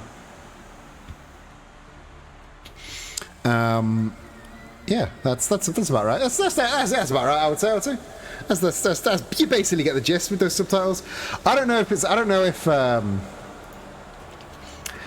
the subtitles are bad for everybody, or if maybe I talk too fast, maybe I mumble. I don't know what it is, but the subtitles are just real bad for me.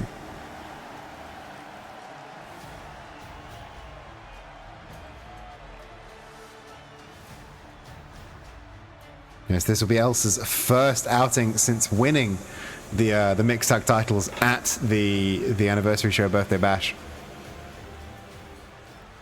Sub-Zero had a match against Goku 2 weeks ago, but this is Elsa's first outing.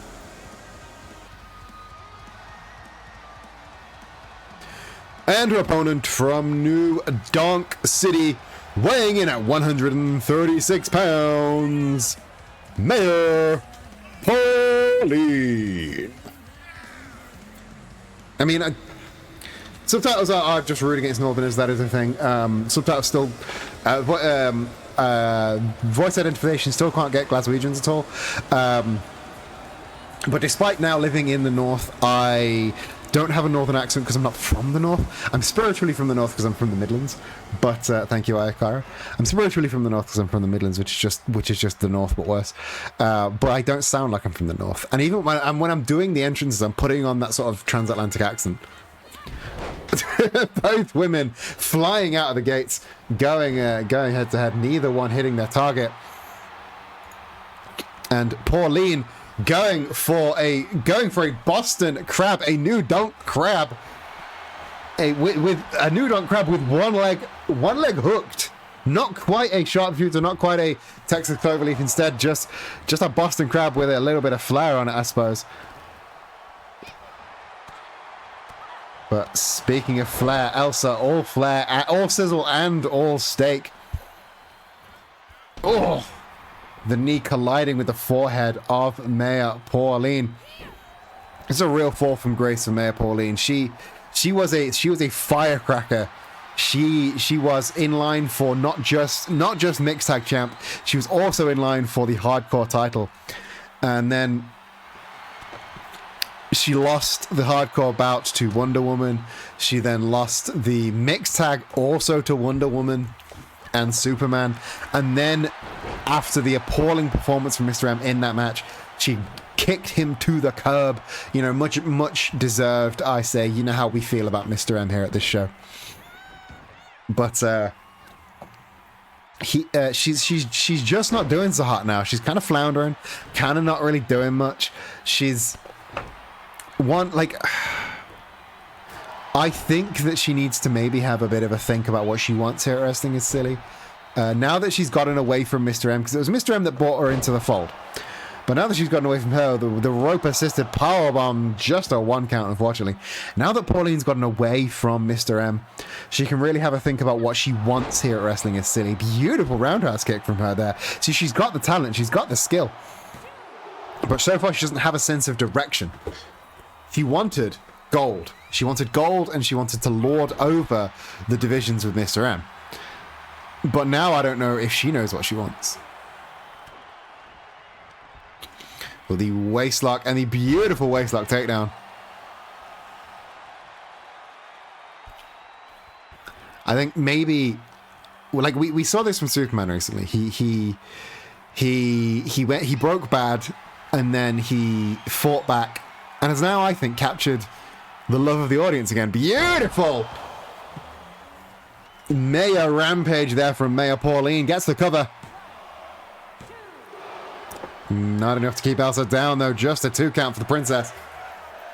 But we saw this from Superman. He broke bad. He lost everything. He lost the title. He lost the empire. He lost all his friends. And now I think he's managed to get forgiveness from the Wrestling is Silly audience. And I think with that new sense of direction, he's managed to flourish and shine.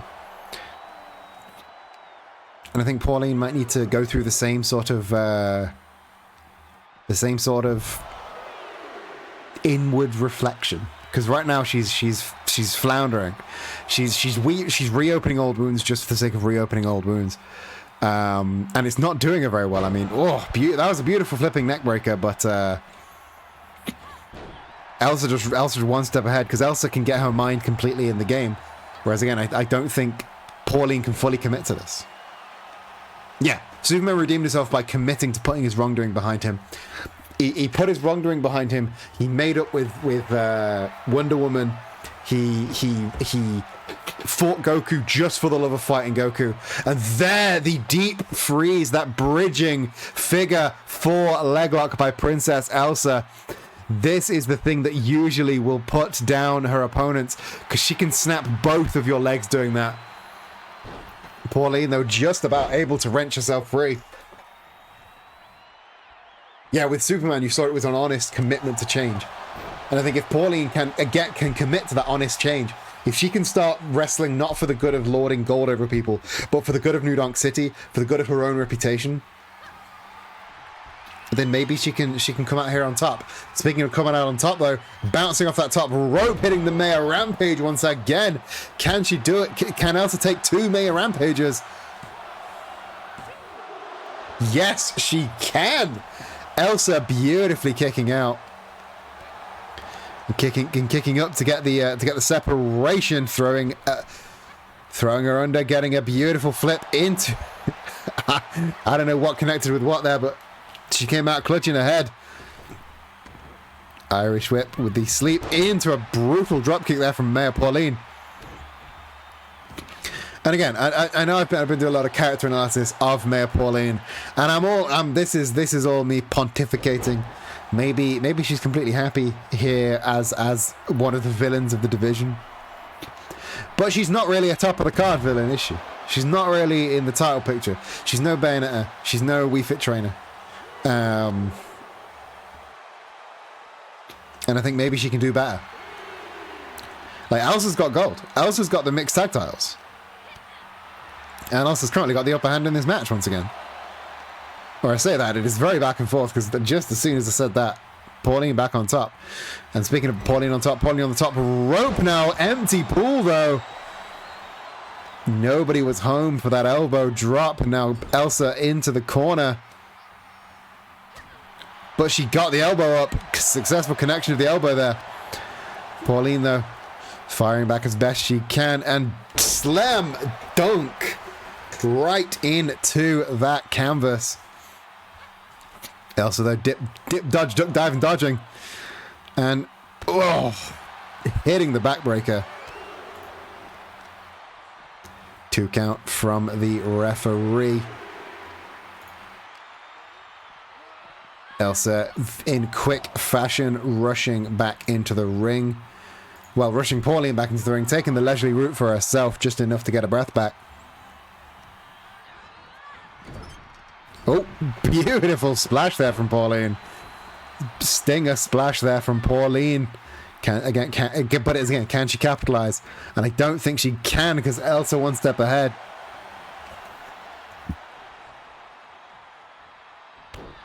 And another backbreaker from Elsa.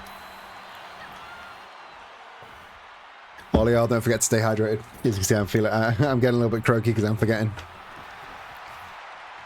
Again, Elsa targeting those legs because she knows it's that deep freeze leg lock that is what gets her the win. So she's got to target those legs. A very intelligent wrestler. Oh! And there's the spear. As we learnt from Art the Clown, you don't pull yourself up on the outside of the ropes like that. You just don't. You don't do it. It's bad. Oh! Crunchy shot there from Elsa right into the knee, right into the knee and the inner thigh. And now just, slamming the face of Maya Pauline. Pauline was playing rough, and I think Elsa's done just doing the wrestling thing. Beautiful side scoop slam. Up to a 7 count now on the outside. This is as rough as this has gotten on the outside. Elsa's done playing nice with Maya Pauline. We're up to an 8 now. Elsa returning back to the ring just to reset the count now. And, Pauline made him playing possum, reversing the suplex into the bulldog. And, ducking under, hook in the shoulders, and there's the tornado takedown.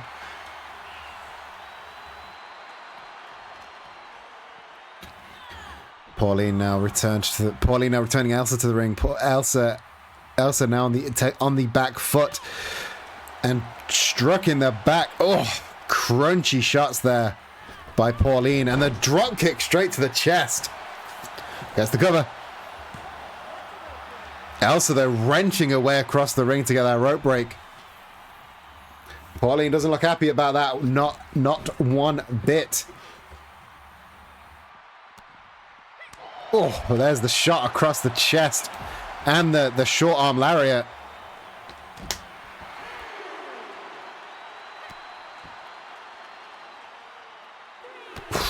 Just a series of blows there from Pauline. Again, neither woman can really hold on to momentum long enough to win the bout. Elsa, though, trying as best she can to maintain dominance over Pauline. And, just driving the knees into the back, into the rib cage of Pauline. This is the Elsa's digging deep. She's giving Pauline everything she's got. She's giving her both barrels, but nothing that she can commit to keeping Pauline down. There's the sleep, there's the leap, and there's the spine buster from Maya Pauline. And just a boot to the chest. Not seen a spine buster from Pauline before. She's digging deep as well, and she's going up to the top. She wants Elsa on her feet. What's she got in mind? Beautiful ground pound. Maybe taking lessons from her ex-boyfriend there. Pauline now firmly in control. And now she's up. Maya Rampage from the corner this time. Guess the cover. This has got to be it for Elsa. Yep. Pauline. Unlikely dominance in the later half of the match there. Here is your winner, Pauline. Not who I expected to come out with the win there. Maybe I was wrong. Maybe she's happy beating the villain. Maybe she should just stay how she is. Maybe everything I said should just go in the trash, because Pauline coming out on top against the newly crowned Wrestling is Silly Mixed Tag Team Champions. That was it's a good showing from Pauline, I gotta say. Yeah, nobody thought that would happen. 100% of your whiz balls went on to Elsa there. So I hope nobody was too precious over their whiz balls. Our next match of the night. You've taken us to the void. I don't know where you've taken us, but you've taken us to the void. That's not supposed to happen. What the heck? Why is that gone there? That's not what that's supposed to be at all. Felt like Elsa lacked the ability to finish, same as Lara. You're probably right. Thank you. Going back to the void gave me the echo back. It's very echoey here in the void, you see. Yeah, I think yeah, the lacking the ability to finish really is the thing that's stopping both of our contestants here. Oh, there. Let's go out of the void into the watch party. It's a good place to stay for a bit outside of the void. I don't know why he took us to the void.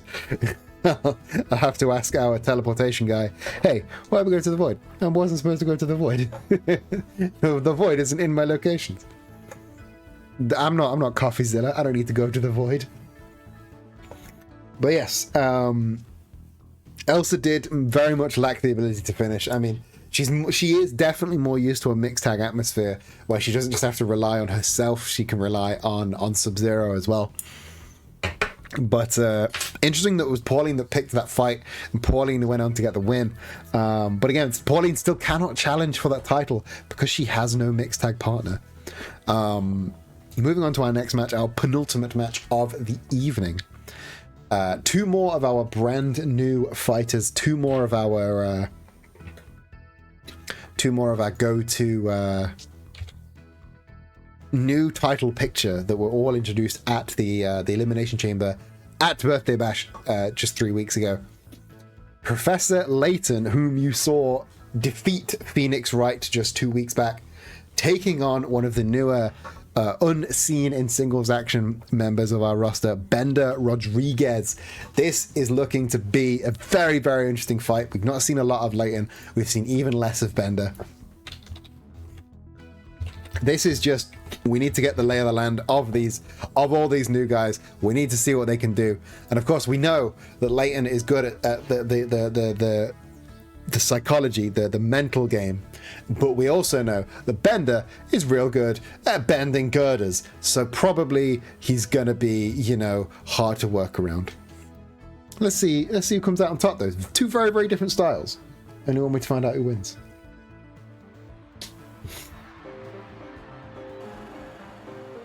This next match is set for one fall with no time limit. Making his way to the ring first, from the Curious Village, Professor Layton.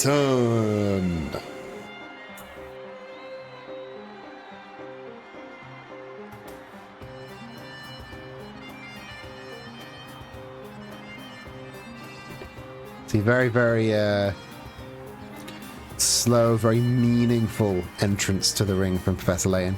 We've seen him get victory. He's got a victory over Phoenix Wright a couple of weeks back. And now looking to get another victory over another member of that 6-man Elimination Chamber match. And maybe his strategy here is if he can win against the other 5 members of the Elimination Chamber, perhaps he can win against the champion, King. But nonetheless, he's now taking on the second member of that Elimination Chamber, Bender Rodriguez. I think it was King that eliminated Bender on the night. But it was Layton who eliminated Phoenix not once but twice so far. He's really said it's making a name for himself here in Wrestling is Silly.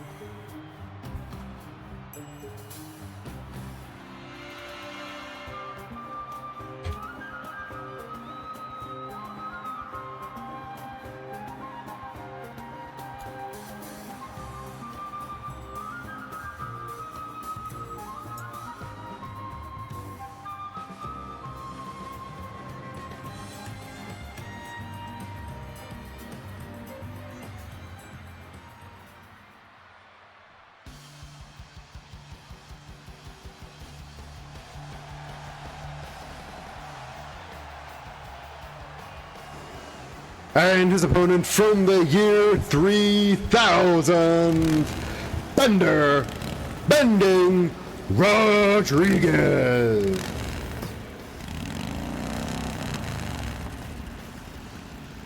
I don't know why his theme is still not right. We'll have to get that checked. But it's supposed to be, you know, that theme he loves. That theme of his that you love. I guess I'm attracted. All it takes is a leather jacket and a motorbike, and you want him all over you. He's so easy to please, Rob.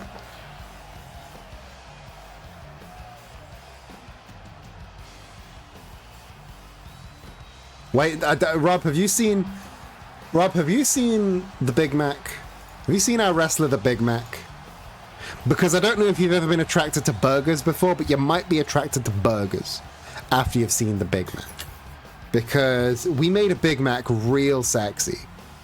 Just for you.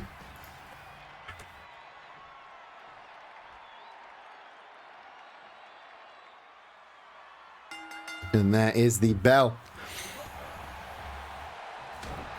Leighton going in hard, hitting Bender with the DDT, getting an early cover. Just a 1 count. Ain't no way Bender's going down that early.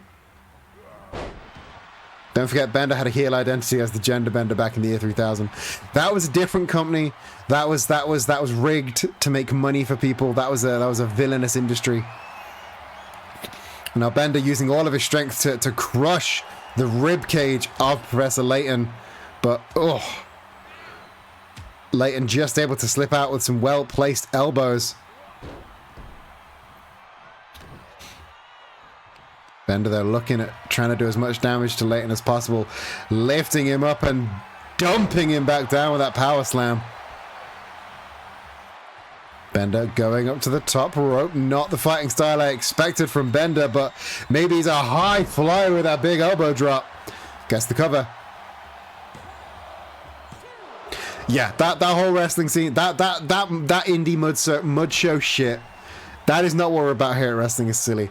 We are about making good matches, letting people wrestle as they want to wrestle.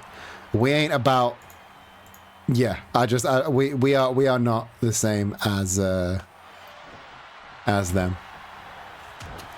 So we can put the gender bender stuff that Bender did to bed. It's not like the webmaster who of his own volition yelled out homophobic comments in a wrestling ring. Bender was forced to by the people that were paying his checks. So we'll forgive him.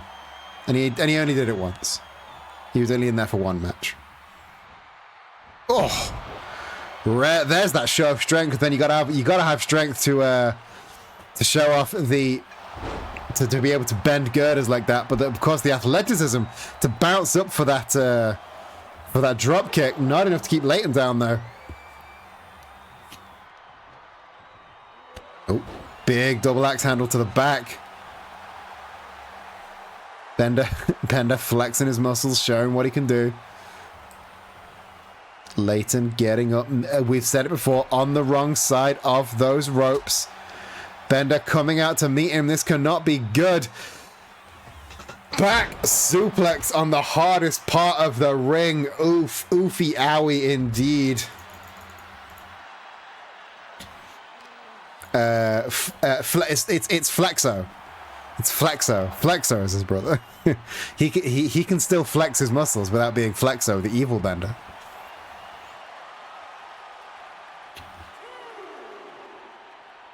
And Bender with the advantage stay on the outside after that brutal back suplex, and now getting the Casadora into the facebuster. Brutal.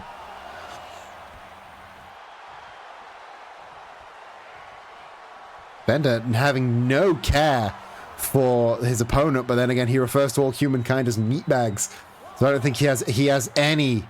There's no love lost between Bender and anyone that is a human in these ropes. Oh, now Bender just holding Leighton by the neck, lifting him off the ground, shaking him like he's trying to get the lunch money out of the nerd at school. It's a brutal, brutal submission hold. And Leighton is Professor Leighton okay there? That does not look good. No, Leighton manages to grapevine his legs in. Bender 2B mixed tag when? Oh, maybe. Leighton into a beautiful series of drop kicks and a cross body. Amazed that he can get all those moves out just after getting choked that brutally. And strikes to the back. Professor Leighton, two very, very different fighting styles. Bender all about a show of strength, a show of force, and Leighton meanwhile a lot more cerebral, but just as you'd expect from this pairing. Leighton hits the ropes, swings up, but the lariat did not connect. Too much showboating, too much telegraphing on that lariat, I think, giving Bender way too much time to recover. Gets the sleep, and beautiful hip toss. Textbook.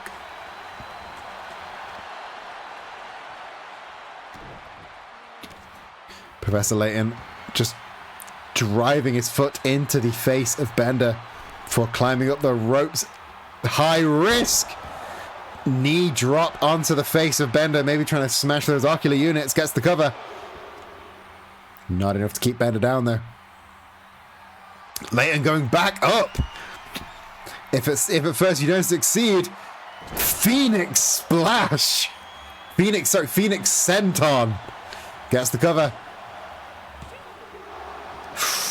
Still not enough. Leighton's going wild. He's tried once, he's tried twice. He's going to get 0 picker outs for solving this puzzle. Bender having to roll out to regain his energy, but Leighton almost mocking him with a tope suicida, but avoided by Bender. Incredible agility by Bender.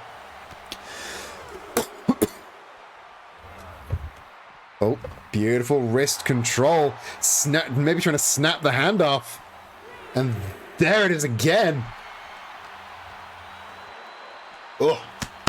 Stay hydrated, folks.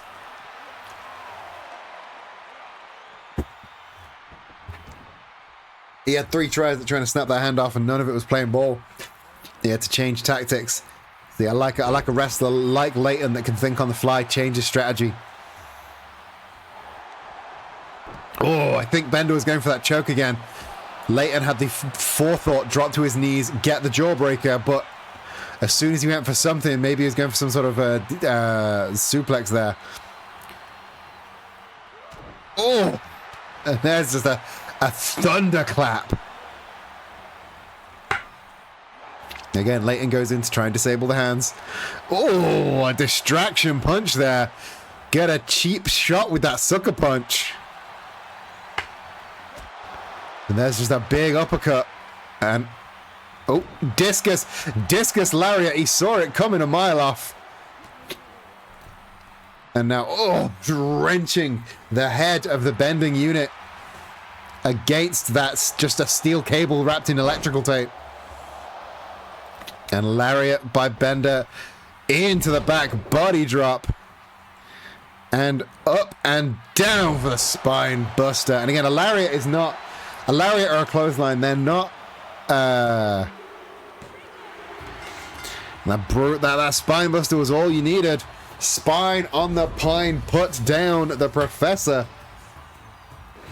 Here is your winner, Bender Rodriguez. I think the sound guy heard you, Valerie, playing 2B's music. We're gonna get Bender's music sorted out soon. Sound guy is off on a wobbler at the minute. But Bender walking out with the victory. What a victory for Bender Rodriguez. Even after Leighton hit that big Phoenix Splash, managed to get out of one successful of those just hanging chokes. Managed to just avoid another one. Bender though coming out on top. What a bot. And now it is time for our main event. Our main event this evening sees our brand new Wrestling is Silly Men's World Champion King in action against the third member of the Union, Glam Rock Freddy. This was an opponent that King hand-picked for this match. He was given everyone in the locker room to choose from, and King decided that Glam Rock Freddy was the man that he wanted to face. I don't know why. King speaks mostly in growls and lion noises, and he's also Mexican, so even if he spoke in words I don't understand Spanish, he just pointed and growled at Glam Rock Freddy. So I assumed that meant he wanted to wrestle him, but either way, that's our main event. But before we get to our main event this evening, I would like to once again draw your attention to our Ko-fi page. If you do enjoy what is going on here tonight, every Wednesday, most Wednesdays, here at Wrestling is Silly, I would love it if you could just hop on over to kofi.com/wrestling is silly. You can support us at a one-off or at a monthly basis.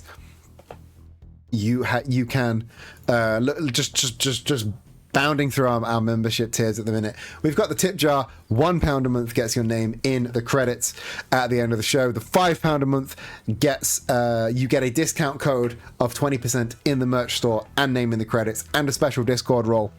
The guest booker tier is £10 a month, but the first month you are after you've been a member for a month, you get to book your very own Wrestling is Silly match. You get free reign to book any match you want, and you can put the Twitch title on the line or the women's hardcore title on the line if you want for that match, plus the discount, plus the name of the credits, plus the special Discord role.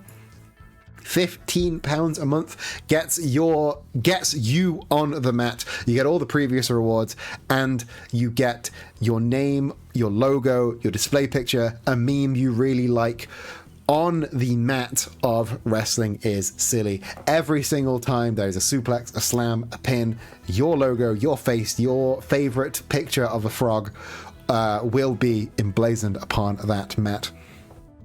And at £20 a month, this is really getting silly now. You get all the previous rewards, and you get to be on Wrestling is Silly. I will create you in the game, and you can come out to assist or to stand at ringside with your favorite wrestler. Huge shout out to Ayakara, our current Wrestling is Silly £20 a month. This is getting silly tier donor. Thank you so much for everything you do, Ayakara. Thank you for hosting the VR chat watch parties every week. You can also, in our Wrestling is Silly Ko-fi, you can find merch. We've got a lot of really cool merch. Some of it is Wrestling is Silly themed. You can get yourself an Unthinkable Horse t-shirt. You can get yourself a Springfield Sports Center t-shirt. Or you can get yourself just some fun wrestling shirts. You can get a Big Meaty Men Slapping Neat shirt, or a Caution the Hardest Part of the Ring shirt, or our brand new RKO Transphobes shirt that I really love. All that and more at Wrestling is Silly over on Ko-fi. And once we hit our target of £100 a month over on the Ko-fi, we will start a second show that is Wrestling is Silly Punchline. That will take place every single Saturday over on the YouTube channel, youtube.com/@wrestlingissilly, where you can also find all of the old episodes of the show. That is enough for plugging. Oh, one more thing before I plug. I've said it twice already, but if you subscribe here on Twitch, it costs you $5 and I get $2.50. I think in pounds it costs you £4 and I get £2. If you become a member on the Wrestling is Silly Ko-fi membership, you pay £5, I get £5. You pay £1, I get £1. You can become a tip jar tier, £1 a month. Give me £2 instead of £1. It will cost you half as much to give me the same amount of money. That's all I'm saying. If you want to support, do it over on Ko-fi, please, please, please. One last plug for Ko-fi. And that brings us to our main event: King versus Glam Rock Freddy. Let's go. It's going to be a hell of a main event. Wrestling is Silly, your main event for tonight is set for one fall with no time limit. Making his way to the ring first, from Mexico City, Mexico, he is your Wrestling is Silly Men's World Champion, King the Third.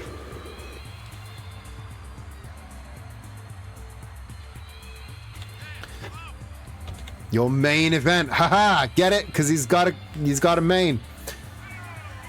King, of course, hailing from Mexico City, Mexico, most famous for winning the King of Iron Fist tournament and giving all of that money to the orphanage in Mexico that raised him. Now entering the world of Wrestling is Silly, winning the Men's World Championship in his debut match at the Elimination Chamber at Wrestling is Silly Birthday Bash. Probably of all of the people on the roster, King probably has the most fighting acumen, the most fighting background out of everybody in the world of Wrestling is Silly. So it's no big surprise that he's won the title.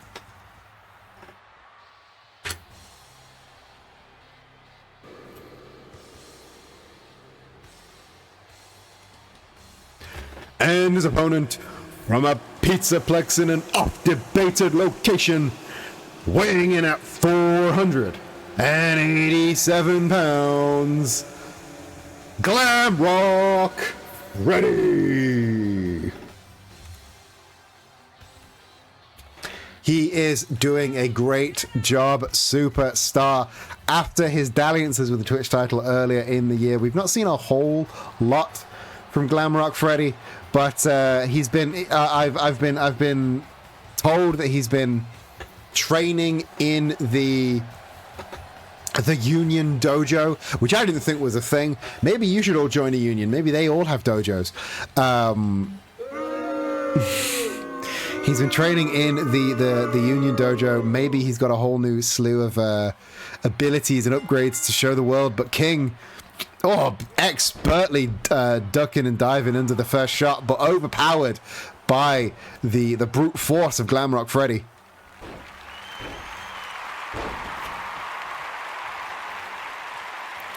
I don't think this is the entrance that King wanted to make into the world of Wrestling is Silly.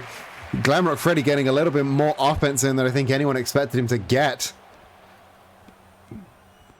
And now, spiking the champ with a DDT.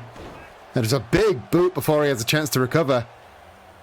But King, though, getting the enziguri. And now grabbing Glamrock by the throat, building him up to just beat him back down. Gut impact with that knee strike, hitting the rope assisted powerbomb. Not even opting for the pin. Instead, just driving, really trying to ram that knee right out of its socket. That is a vile submission attempt. King going right back to that knee, wrenching around, going inward with the knee then. A big welcome to Wrestling is Silly from Freddy. Now let's go. It's King time. It's King o'clock. King really putting the boots, going to bite the hand of Glamrock Freddy. They say don't bite the hand that feeds you, but by all means bite the hand that punches you. Freddy looking to mount an offense. King, though, sliding in with the Lucha Libre arm drag. King, a veteran of many wrestling styles. Of course, hailing from Mexico, he's got that Lucha Libre style, but then he's trained with the great Samoa Joe to get moves like that Muscle Buster. That Muscle Buster was what got him the world title 3 weeks ago. Can he? But maybe a little bit too early to end the match this time. Instead, the Vertebreaker, that inverted pile driver, another cover. And there you have it. Elementary. Here is your winner, the Wrestling is Silly Men's World Champion, King. Made light work of the challenger. Welcome to Wrestling is Silly, King the Third. What a guy, what a champion, what a start of a new era here at Wrestling is Silly. Welcome to the brand new era, the King era. He is here, he is champ. And that brings us to the end of Wrestling is Silly for this week. Thank you once again, all of you, for joining us. Thank you to everyone who saw a couple of Storm and Rob, not the usual weekly audience. Thank you for dropping in. Of course, Valerie and Jedi and Peta Brads and Ayakara, everyone in the VR chat watch party. Thank you all for dropping in, whether you're new, whether you're old, whether it's your first time. Thank you so much for coming and watching this silly bit of art that I make. I have so much fun with this stupid show. It's delightful, isn't it? It's delightful. Now let's look at who we can raid into now. Let's see who else is live, who else is playing a thing. It was art that included art. What a put together that I didn't even notice. You're so smart. Oh, incredible. Incredible. That was such a good show. I had a lot of fun playing that. I say playing that. I didn't even touch a controller. I had a lot of fun hosting. I had a lot of fun just being here with y'all. I'm looking for somebody to raid into. Rob, thank you for those 25 bits. 75 bits. So generous. So very generous. Thank you so much. Again, any recommendations of channels that we can raid into? I'm looking at who's live in my list, and nobody's scratching the itch. I like to raid into channels that are about the same size as me viewer wise, and nobody's really scratching the itch. We can raid into Tin Can Audio, who's making lo-fi music. That's pretty fun. We like Tin Can. Tin Can, if in case you're not aware, composed the theme that you're listening to right now, the Wrestling is Silly theme, and also composed the theme tune for Doctor Who Redacted, the official Doctor Who podcast. So we could raid into them. They're very fun. Or if you guys have any suggestions, I'm open to hearing them. Any fun small channels that we can go and poke our head into and say hello. Because I'm always down for meeting new streamy folks. And there are people in here that I'm like, I don't remember following you. Imp in the North. Let me have a look at them. Let me have a look at them. Let me have a look at see if they're live. Imp in the North.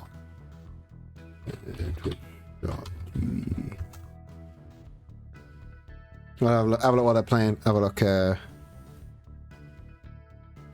Blood on the Clock Tower. Ooh, that is. They're